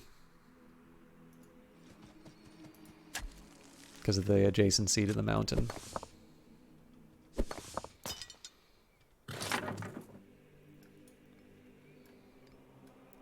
Where's that militia unit that I was going to stick there? Didn't really make that much progress, did they?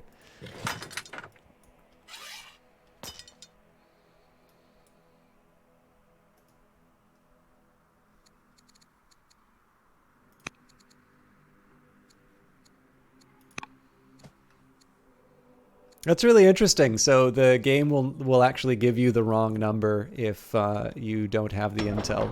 That's really cool. There is no possible way we're going to get this in time.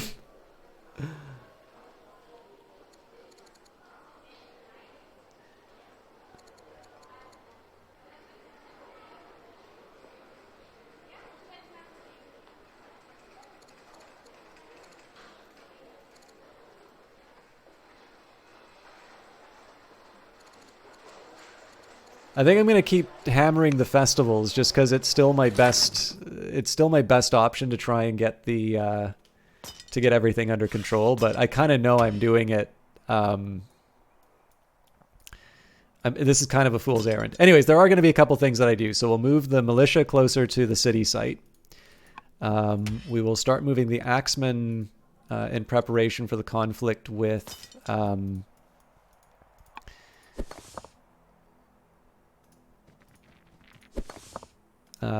the Assyrians.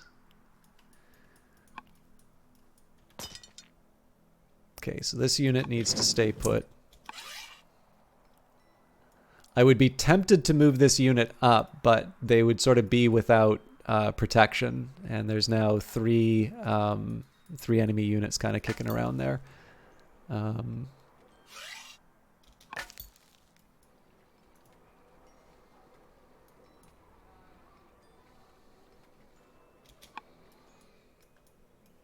Okay, we'll just end the year then. But we will be able to take out the Gauls, and that's going to mean we have three sites that we can take for ourselves. This might actually be a better Kassite city.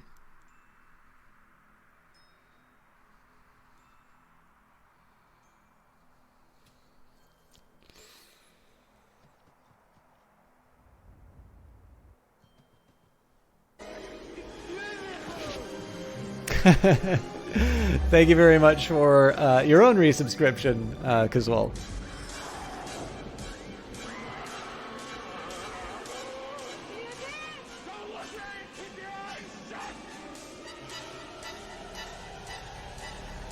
So there's certainly no shortage of invasions happening, and we're now known as the Enlightened. So, oh my god. Assyria has begun construction of the Oracle. News arrives from Carthage that Queen Dido the Magnificent of Carthage is dead. A new ruler, King Carle the New of Carthage, has taken the throne. Their opinion of me is now upset, even though they owe me a favor. Patriarch Lumbarash Anat is now the head of Judaism. Their opinion of you has gone from cautious to pleased. Queen Kishaya the Enlightened has fallen ill. Oop. That's concerning. Duke Mardun Nadin Ahi the Compassionate is thankfully feeling much better now and is no longer ill. Neriglassar the Orator has died. Governor Amel Marduk the Younger has converted to Judaism with mild fever and runny nose. Prince Kurigalzu is rather ill.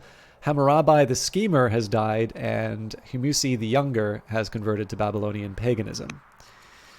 All right, so no freebies, but forestry is really important. We need a lot of wood. I'm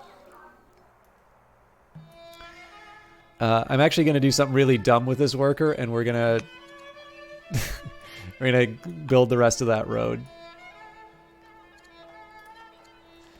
Okay, we can do tutoring, so let's get that underway.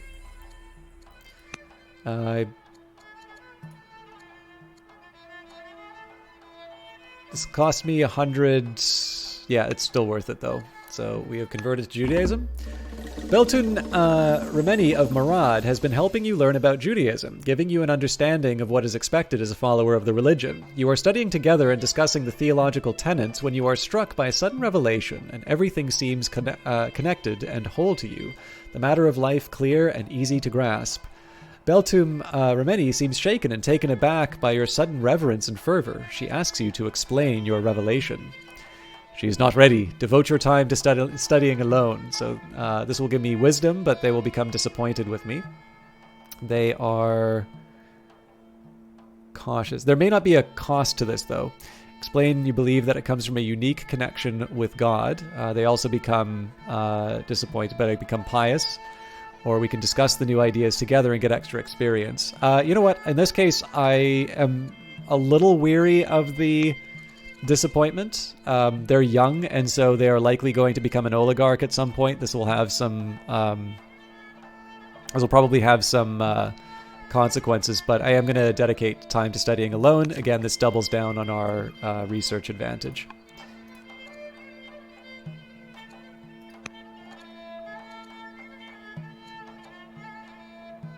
Oh, I didn't know that I could... I think I mistook exactly what Rally the Troops does. I think I'll leave it aside for now.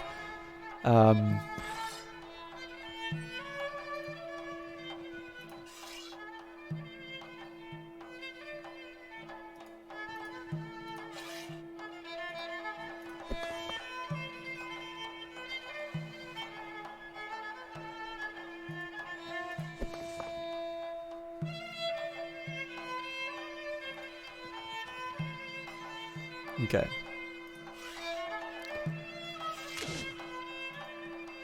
Start by hitting them as hard as I can.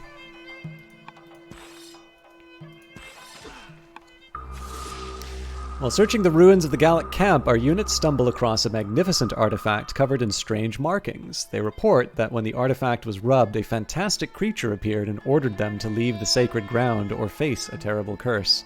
How shall we respond to such a story?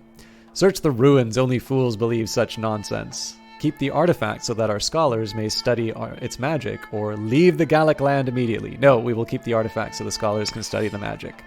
Okay, so it does look like we need to... oops, your warrior's already attacked this turn and is on cooldown. Cooldowns come from combat, construction, and other actions. Your warrior can attack again next turn. So this is really just about me trying to... I wanted to see if you could wipe out a faction by taking their city sites. It seems that you need to... it seems that you actually need to wipe out their units as well. But obviously we don't have anything to worry about here. Okay, we've got 5 orders left. Well, maybe not even that.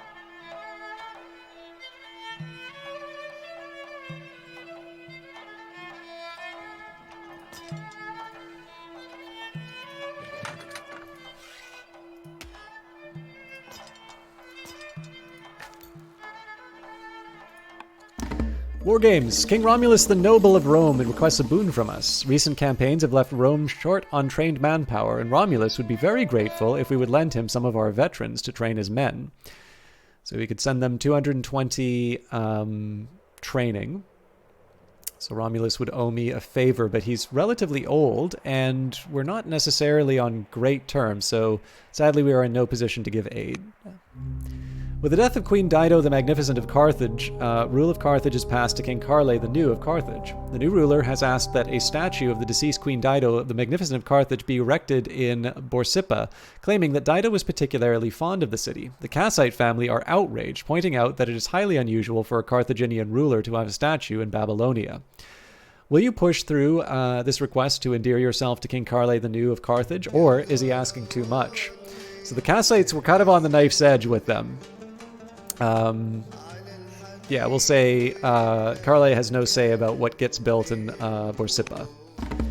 A delegation from Carthage arrives with a marriage proposal for your son, Duke Abi Ratash. We should consider it carefully. Yes, I definitely want to make up the relationship. So we can get an orator with high charisma, but kind of a cost to discipline. Oh, this is interesting. Duke Abi Ratash marries Atamalik of Salde. So it does have a -1 to wisdom, but pretty good stats otherwise. So in this case, we'll go with this individual. Okay, we don't have much in terms of orders left. So I think...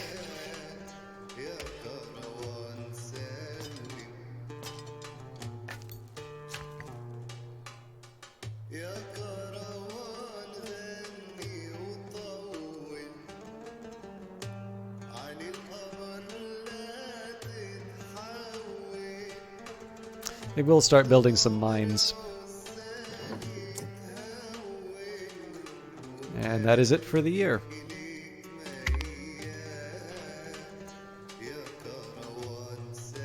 Oh, we've got luxury that I can give to the Chaldeans too. I'm still mad about the salt.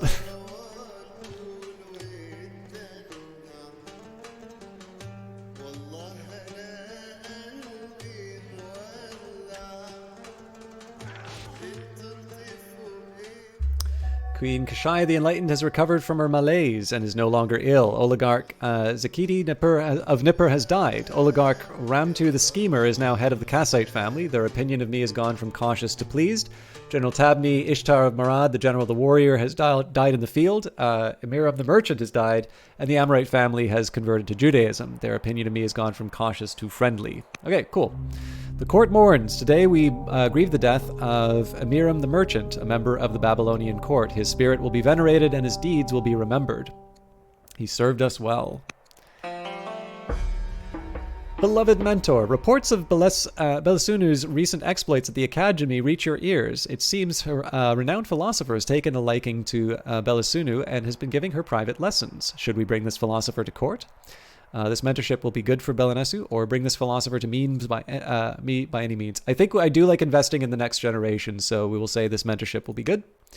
Duchess Belenesunu becomes insane, which will give courage but lack of discipline and wisdom. Okay, we've got a settler, so...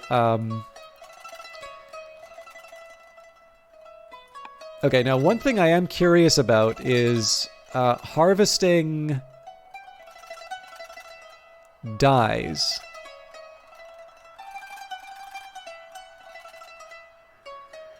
Okay, so this is kind of interesting. So I was originally... Oh. Classic philosopher. Yeah, so we're assuming it's Diogenes of Sinope, right? So originally I was going to make this the Kassite because of the two potential like camps. Oh yeah, actually, do camels use camps? Yes, it is a camp. But in this case, it's actually probably better for a Kassite camp because we've got the nets and we've got the camp as opposed to just sort of the two camps. I don't think I can do two Kassite cities, unfortunately. Yeah, I've got 3 sites to occupy, so Kassites... I guess this one we can make for the Chaldeans, which I guess would make this one for the Amorites. I can live with it.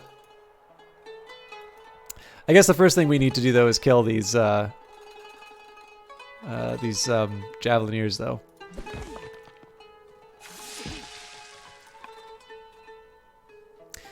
And somebody's got to get left behind, sadly.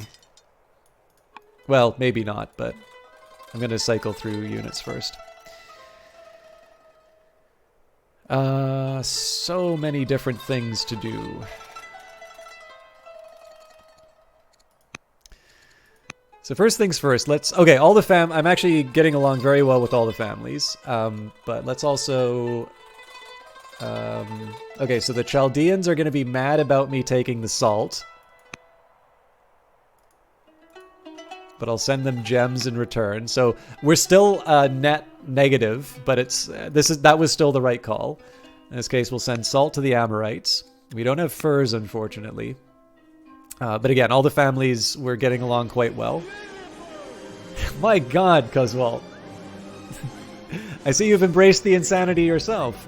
Thank you so much. And Guyver UK, please enjoy the new sub. That was, I believe you were the one who came along on the raid, if I'm not mistaken. If nothing else, you can use the emotes in Coswalt's channel.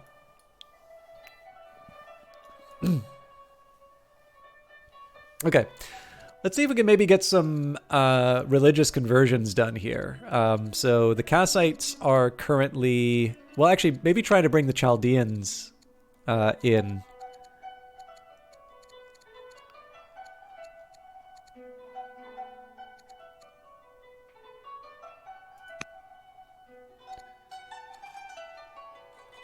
So 75% conversion. Yeah, let's give that a shot. Okay, and also let's cycle through workers. So I'm actually going to slightly change the order here. What we're going to be doing is focusing on workers as much as I can. Oh, also settlers, which are clearly here somewhere.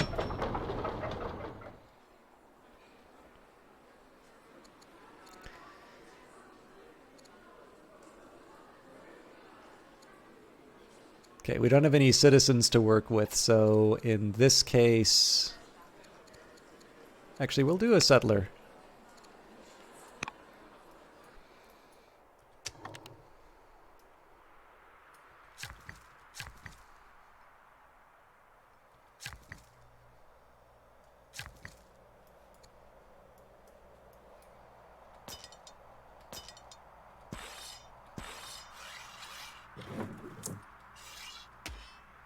Now, I had thought I'd made more progress with the settler, but okay, so we've got 1, 2, 3 on the way, but I only have 2 more sites to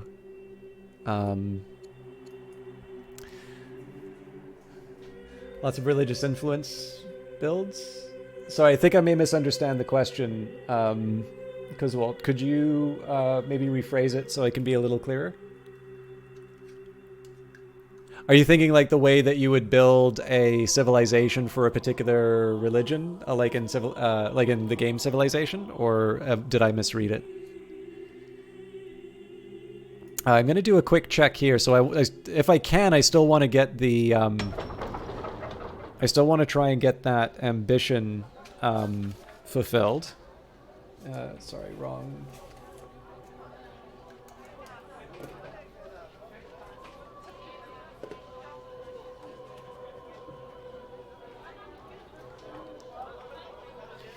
I'm just getting my notebook out because I've got a few cities to manage.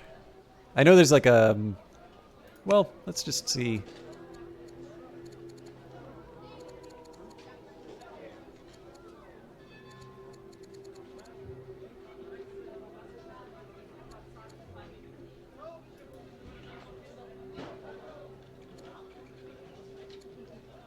Oh, it does give me a list. Okay, cool. I'm still going to write it down. I should have done this earlier.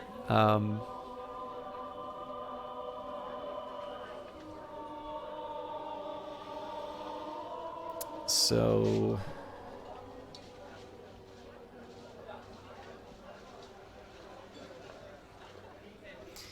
Babylon is already strong. Murad is... Are you serious? They're all still developing? Oh wait, no, developing's next to strong. No, okay, that's fine. So developing, oh Jesus, that bad, huh? Yeah, 70 to 500. Nope, that's still not it. Okay, it's better for me to just write this out. But yeah, there's no way we're getting this done in 5 years. We might as well just give up now. But so.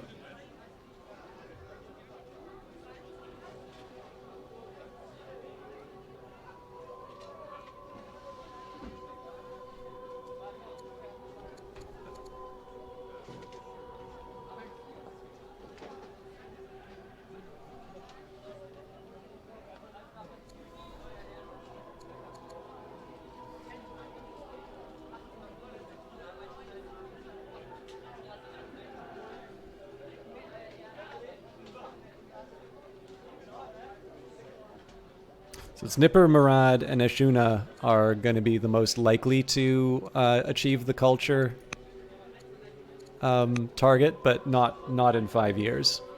So one of the reasons I did this is I'm now going to reevaluate the ones that are... So Borsippa, Anat, like none of them are cities that I think might become cultural sites. So your influence is built on religion in any particular area or military. No. So the reason why I like...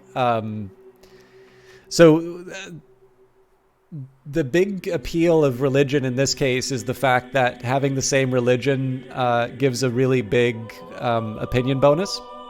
So in this case, where is it?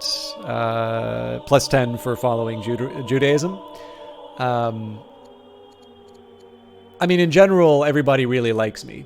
But it's just another, like, the fact that you're able to have a religious leader, if you get along well with the religious leader, and clearly I get along better with the head of Judaism than I do with the head of Babylonian paganism, the fact that I have another lever to sort of influence different characters, and you can do it across different, like, it doesn't have to be just one thing. You can try and make their opinion higher. You can try and convert them. Basically, the idea here is I'm just trying to make people like me more, so that I can get them to either perform better in combat, or to basically do other actions. I don't know if that quite answers the question you were asking, but hopefully I didn't stumble too far. Okay, I'm still going to try for improving culture, so we'll build a theater. This free worker, I think we were working on a road, if I'm not mistaken.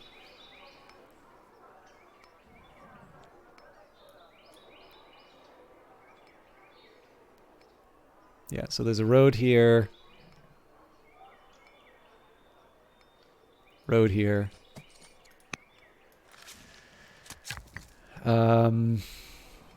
I still need mines, and this is Chaldean, so it makes sense to build as many mines as I can in this area. Thank you kindly for the bits. We're doing quite well for stone, but honestly we build everything out of stone, so keep reinforcing that.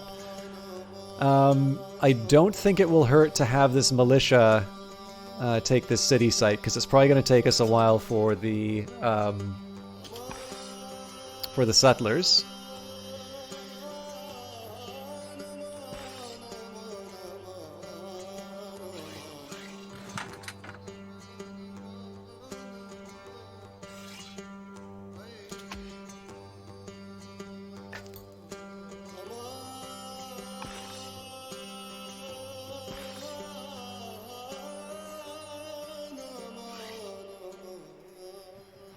Okay, that's it for the year.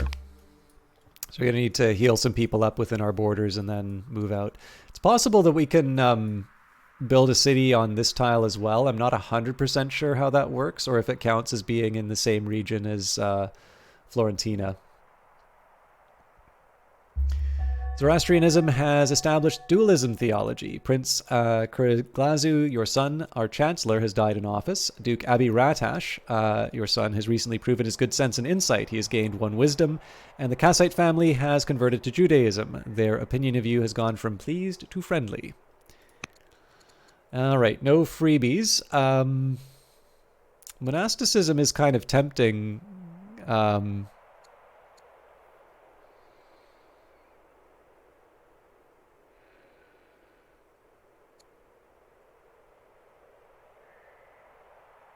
Yeah, monotheism definitely feels like... Oh, God. I think I'll do steel, though. Alright, Prince Kurzagali, our son or chancellor, has died in office. We'll choose a new one. That's going to cost us some civics, but...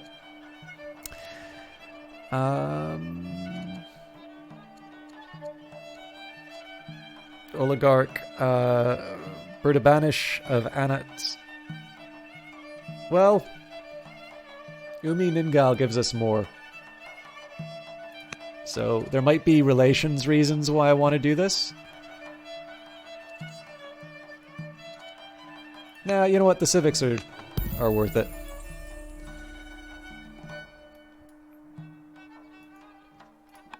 Okay.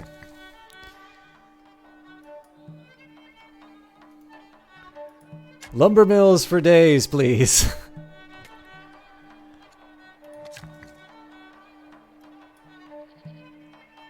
I'm genuinely surprised they still want me to build an Odeon here.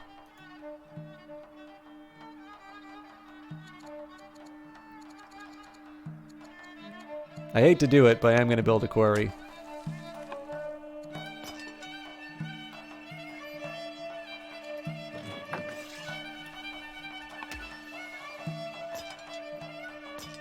So again, I just want to make sure that my workers are taken care of first, then we'll worry about military matters. Scavengers. Wishing to do their part in support of Anat, eager citizens have offered to journey out into the wilderness and scavenge for food. How shall we respond? Venture forth in support, or that's not needed right now, and a reduction in unhappiness. I think we'll go for the reduction in unhappiness. Well, actually, you know what? We're short on food, so we will go for venture. Popular monkey. Our adorable court monkey has inspired the imagination of the citizens. In the last few months, he has been the subject of poems, statues, and more than one popular drinking song. May they sing his praises for eternity. Okay.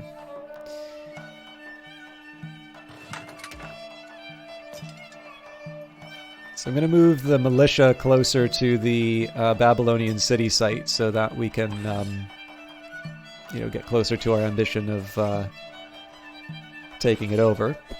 And what I'm going to do here is I'm going to focus on the slingers first because they're furthest away, and I want to upgrade them. That's basically going to be how I sort of move the laggards, where I can, obviously.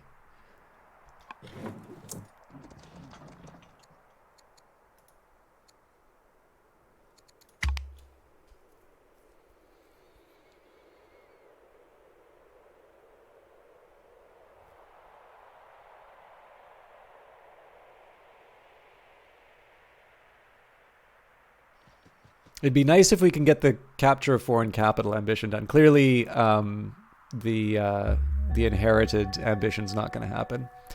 News arrives from Rome that King Romulus the Noble of Rome is dead. A new ruler, King Remus the New of Rome, has taken the throne. Their opinion of me is upset.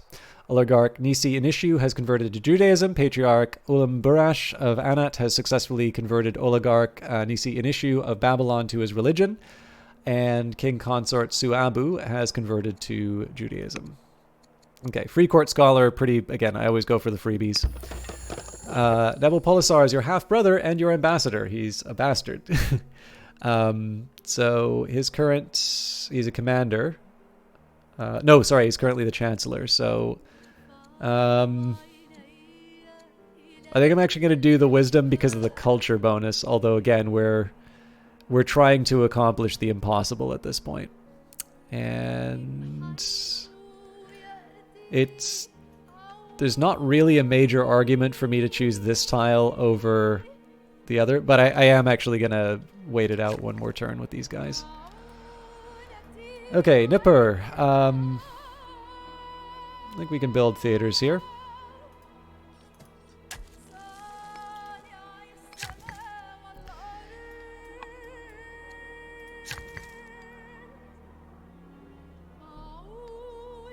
So I do want to build culture sites, but in this case, well, yeah, that's not going to be done in time.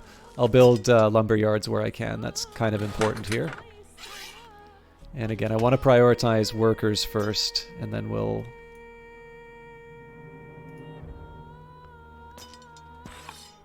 unit upgrades. Units can receive both upgrades and promotions. Upgrades convert a unit to a different unit type. For example, a warrior can be upgraded to an axeman. Promotions provide various combat buffs. Both promotions and upgrades cost training. Upgrades can only be performed inside friendly territory, while promotions can be done anywhere. I will upgrade and promote my units to prepare them for combat. I'm assuming that's related to the fact that I just got the...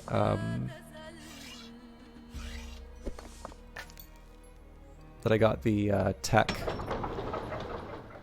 Okay, another festival's down. Unless we somehow get 400 culture in the next 3 years, it's debatable as to whether or not I want to do another festival. We have a lot of unhappiness built up, it seems. Oh, actually, the Apprentice Acolyte will get me 2 culture a year, but at the end of the... Okay, we'll do one more festival, and then we'll build an Acolyte, and then maybe some stonecutters.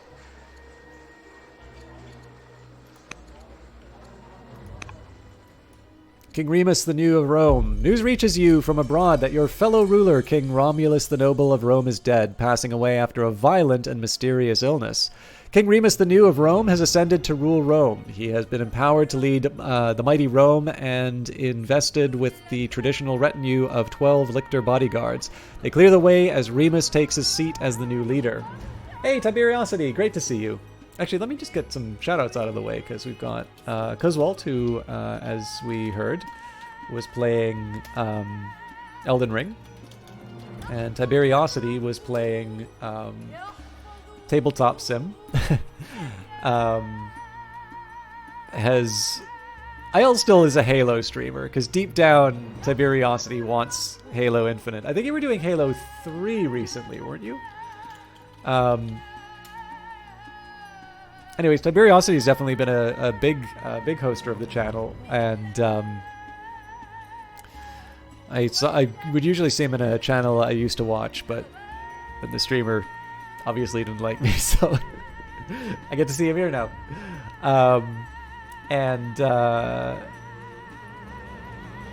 Yeah, I appreciate lurking. Actually, this is one funny thing. Like, lurking, sort of by its definition, is like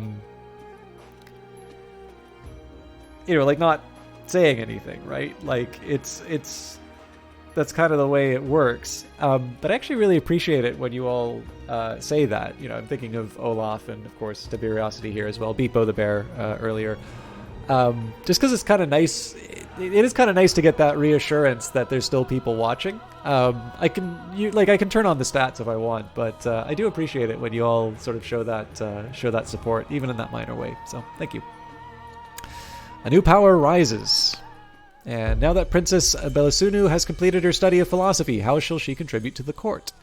So a builder, an industrious planner, and thank you very much for the bits. We'll add that to the 125 of tonight.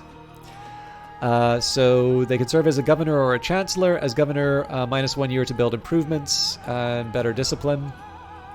Oh, definitely scholar. Also, I believe they get to draw from the deck again. So, scholar, a beacon of knowledge and culture. Intercession, religion, and intercession family missions give you the chance to have a religion or family head speak to another character on behalf of your leader, potentially increasing that character's opinion. This is relevant to some of that stuff you were talking about, Cuzwalt. Potentially increasing that character's opinion of your leader at the cost of a few orders and some money. Such missions may also lead to follow-up events. You can conduct an intercession religion or intercession family mission by clicking on the intercession button in the action panel on the left while a character other than your leader is selected. The religion head, who must belong to your nation, may intercede with members of any nation or tribe if they follow the same religion. The family head may intercede with any member of their family. And it requires that they be pleased. So have Patriarch Umla Burash of Anat intercede with Chancellor Burna Buriash of Anat on my behalf. And it's a freebie because it's a tutorial, so we might as well take it, right? And again, I'm just going to double check that I don't have any idle workers, and then we will finally migrate my units to where they need to go. Yeah, so no idle workers. So we'll do the same trick. We'll move the ones in the back first. We already moved this militia.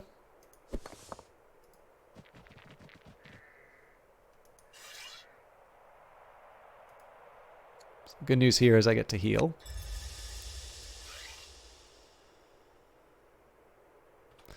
And actually, in this case, I'm going to move the chariot if it comes to that.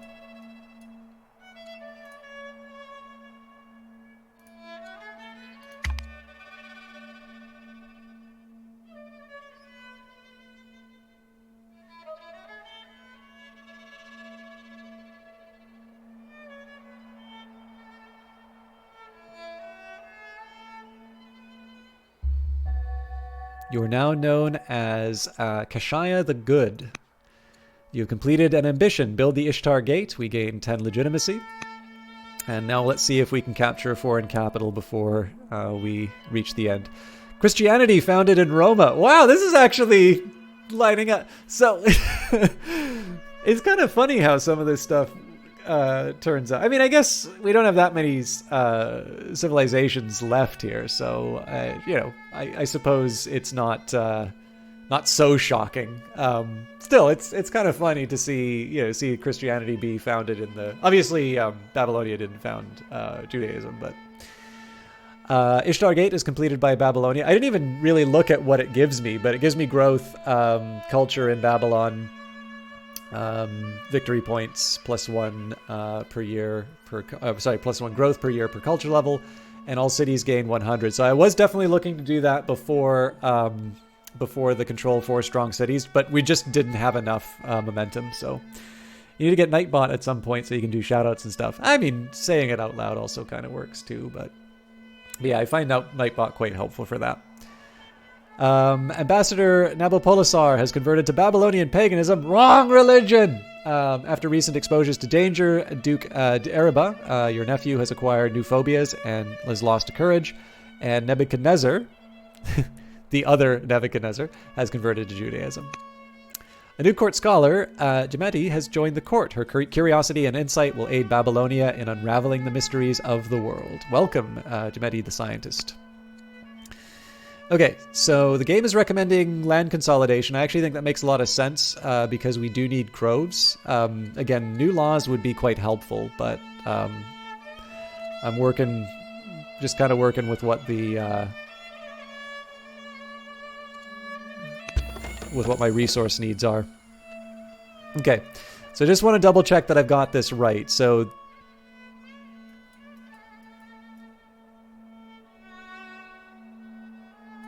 Kassite, Amorite, and Chaldean, if only just because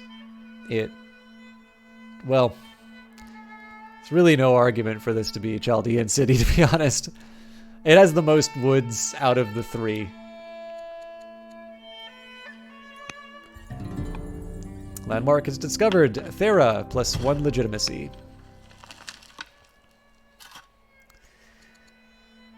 Christianity founded. A single traveler arrives from the Roman city of Roma. He calls himself an apostle, a messenger of Christianity.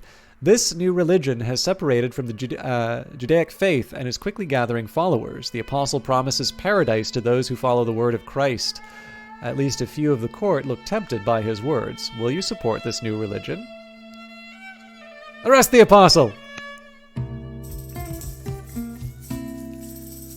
Sporting chances. With the increasing recognition of the city of Borsippa as a center of culture, there has been a movement from the elders to host a festival of archery. A decree was swiftly issued stating that Borsippa and no other sports shall be practiced. Rival factions have risen up, arguing that wrestling or horse riding provide better sport. The beleaguered city looks to you. What shall you favor? So you could say, let the elders have their archery. New range units +50. Now this is definitely good because of the hunters. So in this case, not only will they have the steadfast trait, but they will also get the extra XP. Wrestling will improve infantry and horse riding, but no, we'll let the elders have their archery. The Ishtar Gate. It is done. Around the inner city of Babylon, the Ishtar Gate stands guard over the most sacred of routes, the processional way, an important part of the New Year's celebrations. An inscription on the gate says how the workers thus adorned them with luxurious splendor so that mankind might gaze on them in wonder. And how wondrous they are. The clay bricks are glazed with a brilliant blue hue and covered with reliefs of bulls, dragons, lions, and other sacred animals.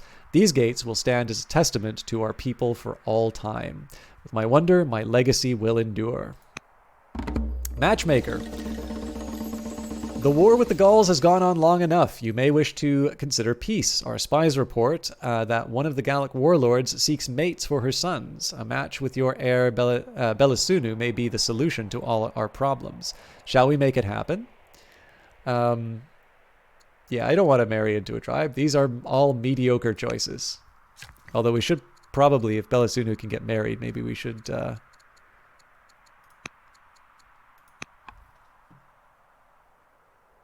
we could do a foreign marriage. How's foreign relations looking? Yeah, they all hate me.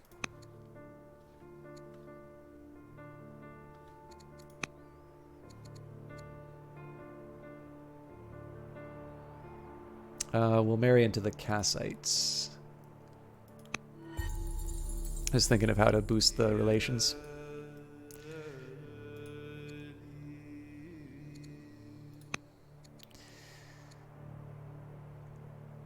I think I want to save my civic. I'd be doing more actions here, but I'm conscious of my civics. So again, we'll focus on workers first because this is a chance for me to try and build something big. Ideally, I have one worker per city, and I feel like I've got more than that. So we'll start with the Treasury just because of the culture bonus that it gives. All right, this was building the Ishtar Gate. Now, we could just try and plow right into another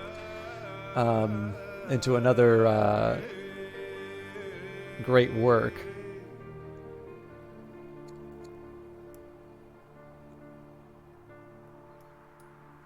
I think we'll save up for the Great Ziggurat, but I really should be doing that. I think I might be able to try and enforce my will through victory points that way. But we could also use some things like strongholds. Okay, I'm gonna get back to this particular unit.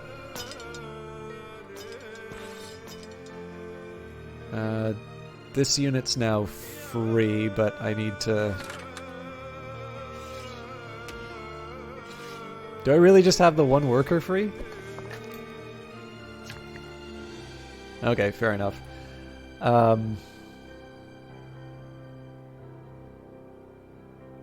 It's really hard to tell what counts as being in Babylon's borders.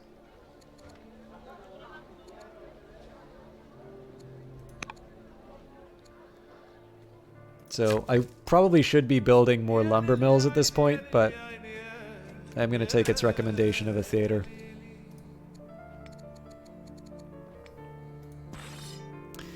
Okay, this unit's got to wait for the militia. And we'll do the same trick where we just bring the kind of the laggards in. Now, I want to bring one of these warriors in fairly early, so... Okay, it's got to be healed before I can upgrade it.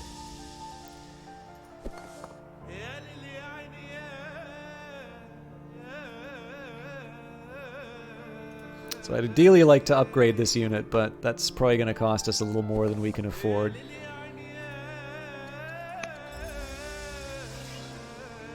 Oh wow, we're already out of orders. Alright. I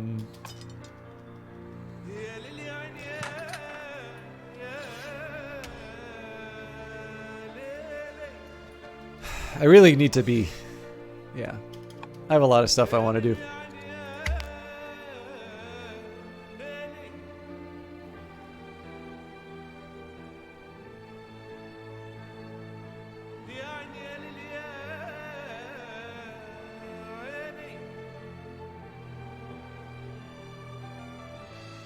Okay. We knew this was coming. So... Oh! Oh wow, we are in trouble. News arrives from Assyria that King Ashurbanipal the Great of Assyria is dead. A new ruler, King Zubir the New of Assyria, has taken the throne. Their opinion of you is now upset. A tribal raid from a Gallic encampment near Opis. Manichaeism is founded in Zama. Patriarch Ulambaranish has successfully interceded upon Chancellor Bernabarash.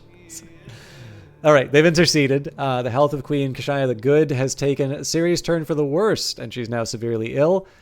Duke Marduk Nadin Ahi the Compassionate has converted to Babylonian paganism. Damn it! Kind and pleasant, Duke Erebah is gracious. Prince Belisunu has converted to Babylon. Oh no! They're in the line. All right, news arrives from Assyria that King Zubir the New of Assyria is dead. The new ruler, King Remut Adad the New of Assyria, has taken the throne. Their opinion of me is now upset. So actually, they had two rulers die in the same turn, apparently. A new marriage proposal from the Kassites has arrived for your granddaughter, Princess Belisunu. So I wish I could see her traits. So she's timid. So net, if we can make up some of that discipline, that would be nice.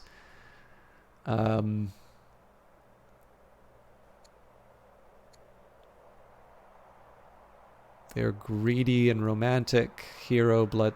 Hero would actually be pretty good.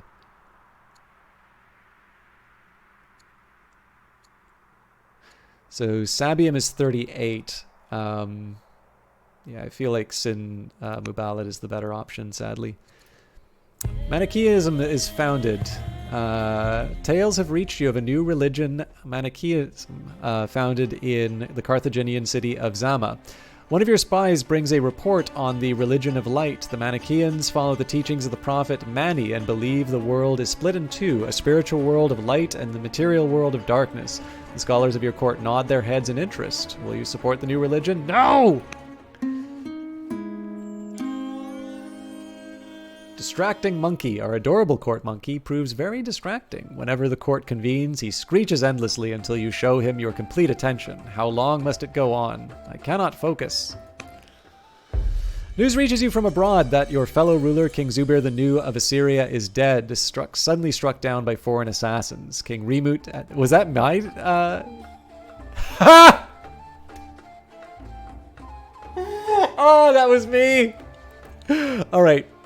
That King Zubair the New of Assyria is dead, suddenly struck down by foreign assassins. King Remut Adad the New of Assyria has ascended to rule Assyria, named king in accordance with a succession contract made by Zubair and his vassals. Inscriptions on Remut Adad's might and power are soon being commissioned across Assyria.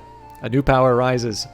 News has arrived from Assur. King Zubair the New of Assyria is dead. Our assassin snuck into his bedchambers one night and quietly slit his throat.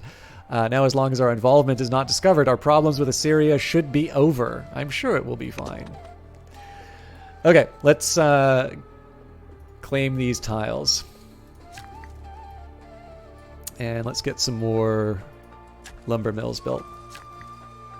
Lumber mills are going to be the key to they're going to be the key to my fielding a large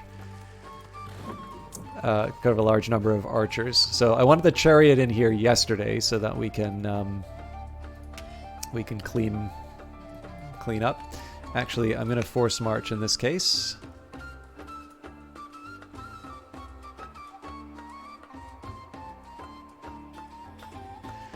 I wish it were different because I think there's going to be some heavy damage this unit takes. Now, you know what? I'll still take the protection of the woods. I would have preferred to kind of go up in the open like this, but they're going to get just demolished by the archers, so...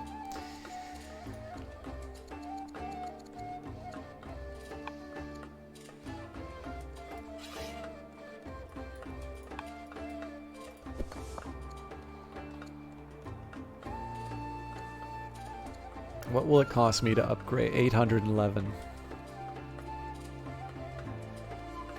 And Babylon is still building a settler. Ah, damn it. I have one too many. Well, that's fine.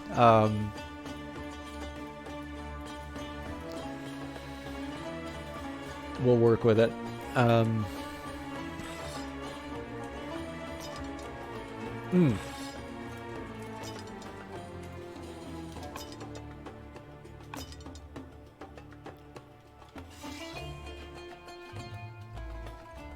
Oh wow, I don't have anything left. Alright, crap.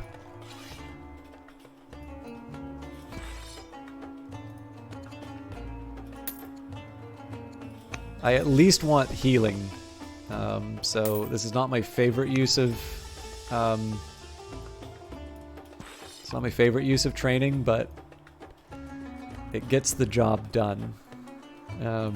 Yeah, this is kind of gonna suck.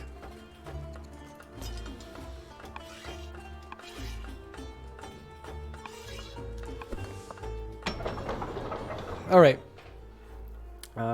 Stonecutter is probably the done thing here.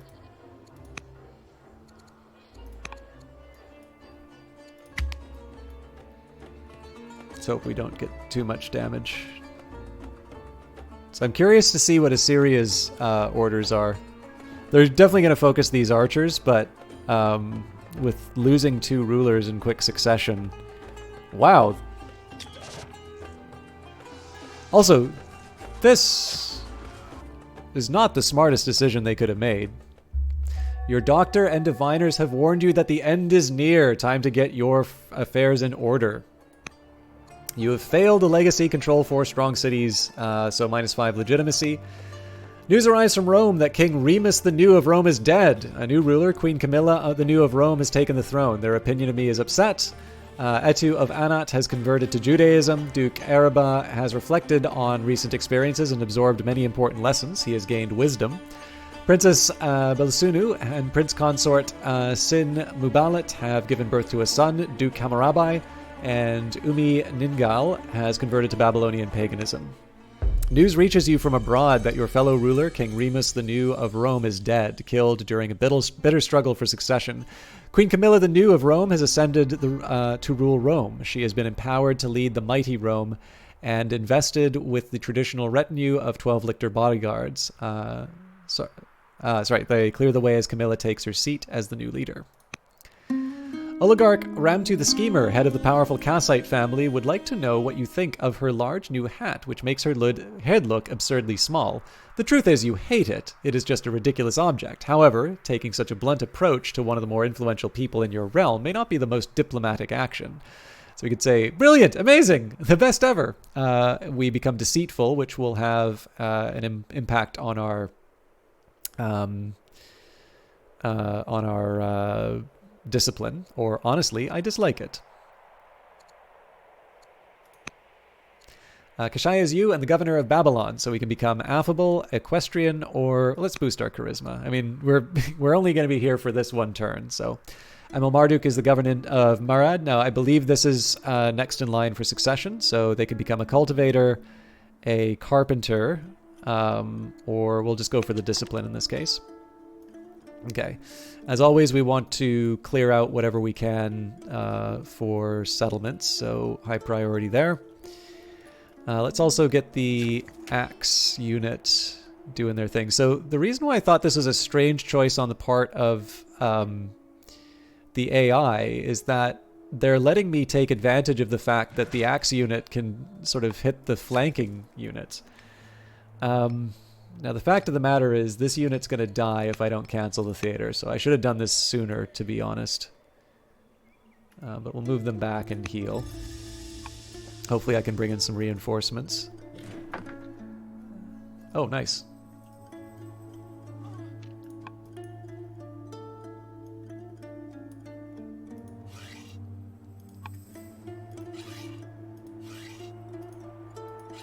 So I may potentially lose this unit.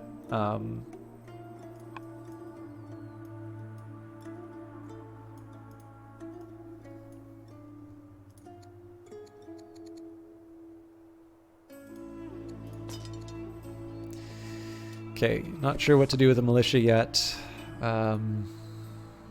As always, I should probably prioritize workers above everything.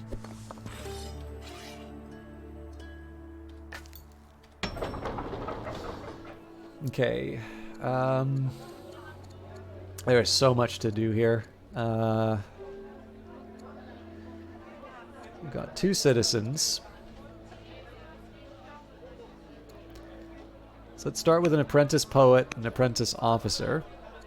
Actually turns out that we're falling behind on food, so maybe we hold that back. Trapper gets me orders. Aha.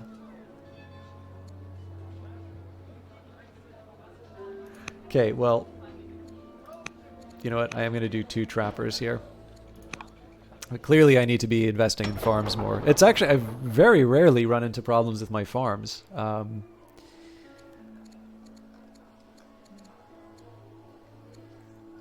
Okay.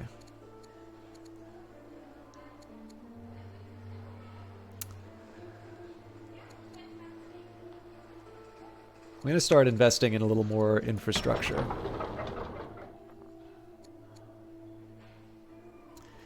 Okay, so this is going to help me with the food problem.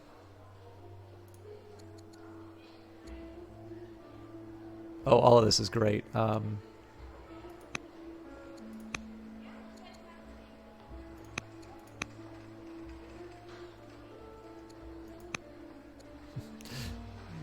They're never going to finish. All right. Okay. Again, I really want to focus on these lumber mills because they're going to be what enable my archers. The garrison is super tempting. I'm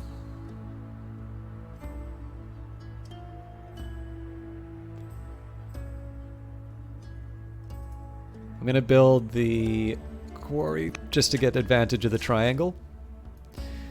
Now, here I want to get the lavender. Oh, we don't have land consolidation yet. So the lavender is going to allow me to... lavender is going to be the thing that lets me...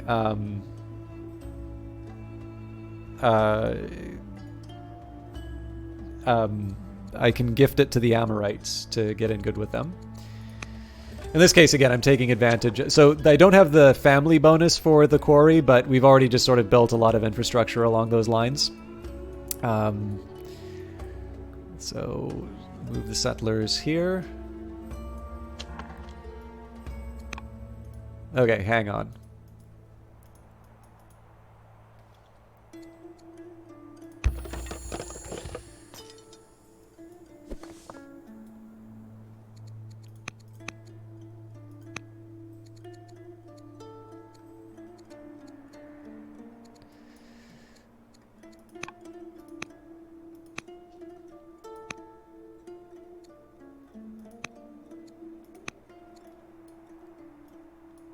Okay, whatever settler I just moved shouldn't move. That's a waste of orders right now. I need people in the fight. I think we're in a position to do some promotions.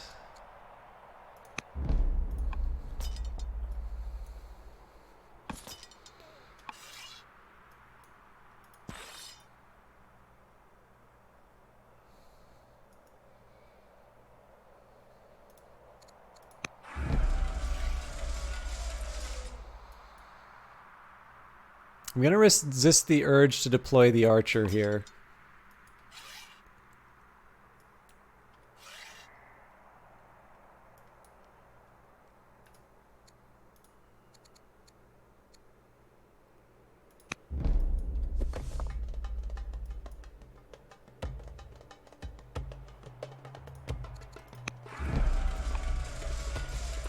All right, it's best I can do.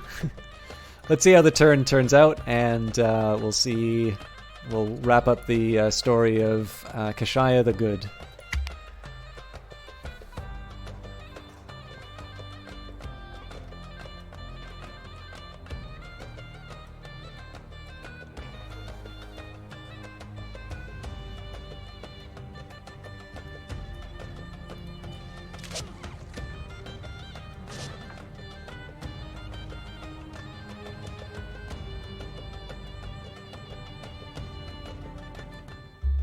The old ambition capture of foreign capital is now a legacy. You will have 20 years to complete it. Now that's not going to be easy, but that is possible.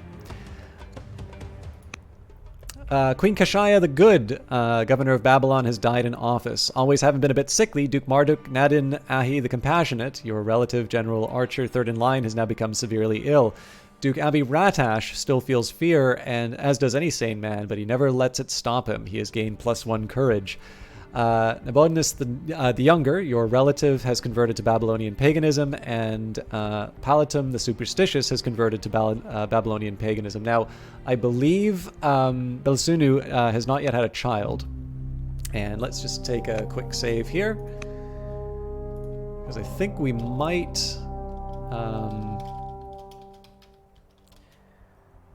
have to think about wrapping up reasonably soon, but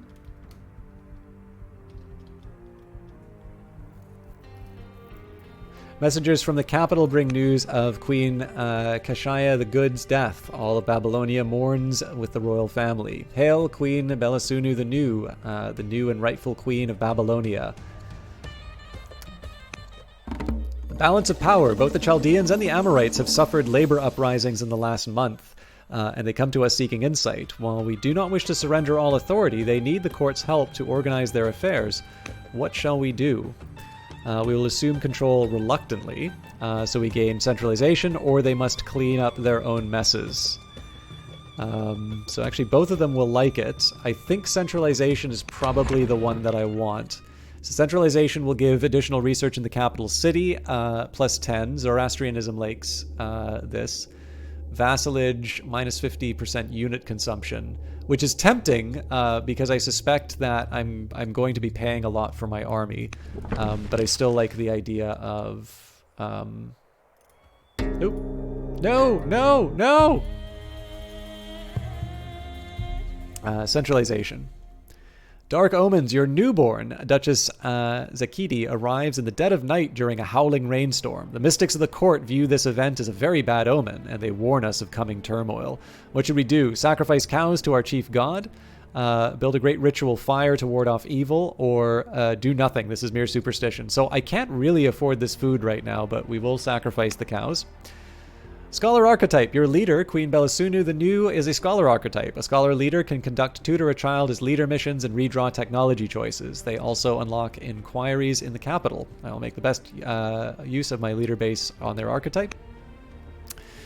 A character can be assigned as a general to a unit, contributing their unique bonuses to the unit. Assign a general by selecting a unit and then clicking the Add General button in the action panel on the left. A general, with the exception of the leader, cannot be from a different family from that of the unit. Our Slinger unit has been hard at work training for battle, and they are ready for leadership. Will you take the role of general to lead them? No, I am needed in the capital. Noble Jewish ambitions. The Kassite family are known for their Jewish religion and have sent a priest to the capital to make a plea for aid, both for the family and the faith. In a lengthy speech, he explains that helping either the Kassite or Judaism would benefit everyone involved and lead to their increased support for your rule. Will you take on the new ambition? So, control 2 elder doctors, or support the Kassite desire to control 10 cities. Let's try the elder doctors. It's very unlikely we're going to do that one either, but I'm definitely not going to get enough for 10 cities. Queen Belisunu the New has started the ambition control 2 elder doctors. Queen Kashaya the Good has died in office. Let's choose a new governor. Traditionally, I've put my own ruler in here. Now that would cost us discipline. Jamedi the Scientist is actually the best option here. I'm still gonna... This is a highly questionable choice, but...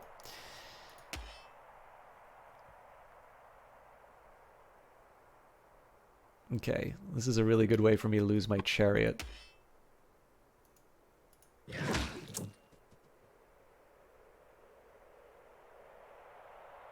gonna move them back a bit and heal. No, I'm not. Let me just take a quick second here.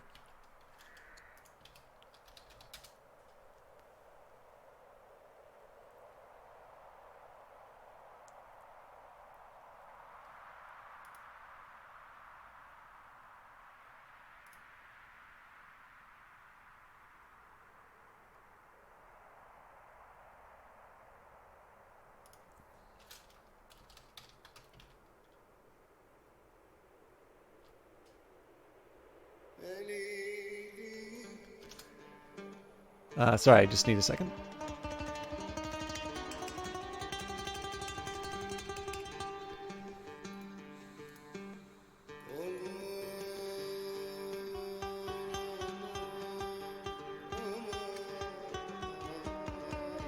Okay. Here's the deal. I've been going for almost 4 hours. Normally, I do 3, but I notice Old World's done a very good job of drawing out my play times. And so okay, I don't normally like poking at other streamers and that. The last streamer I hosted for Old World was a bit of a jackass, and I'm sorry for that. But if I recall correctly, we've hosted Admiral Odog before, and they were very pleasant, if they're the one I'm thinking that they were. So again, I can never really vouch for people I don't really follow in that.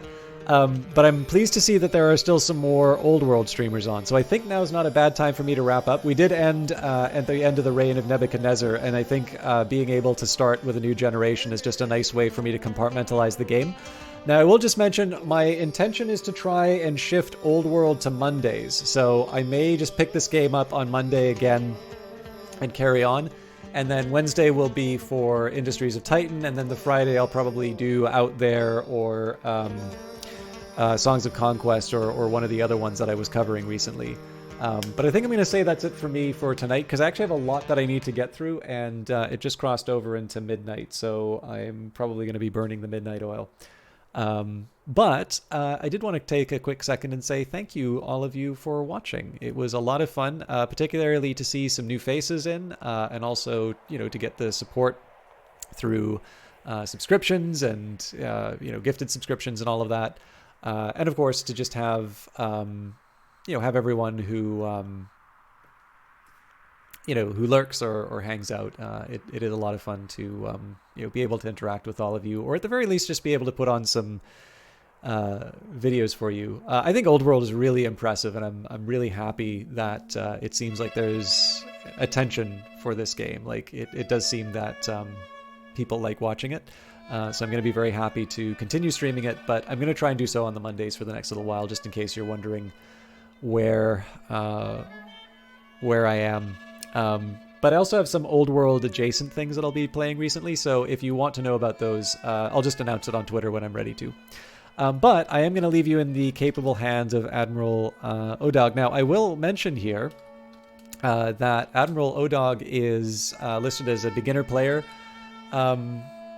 streamer. However, I will also note that they are playing on the Great difficulty, which I believe is a little bit higher than what I'm currently playing on. I believe I'm playing on the Noble.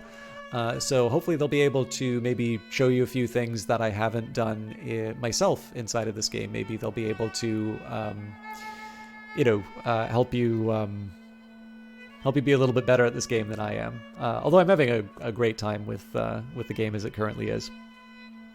As for the rest, got some videos to record over the weekend. If I get the extra time, I will definitely stream, but I'll probably see you Monday for Old World, Wednesday for Industries of Titan, and Friday for something not new, but something I've done before, but and have neglected. So have a lovely weekend. Play some Old World if you have it, and we'll see you in the next one.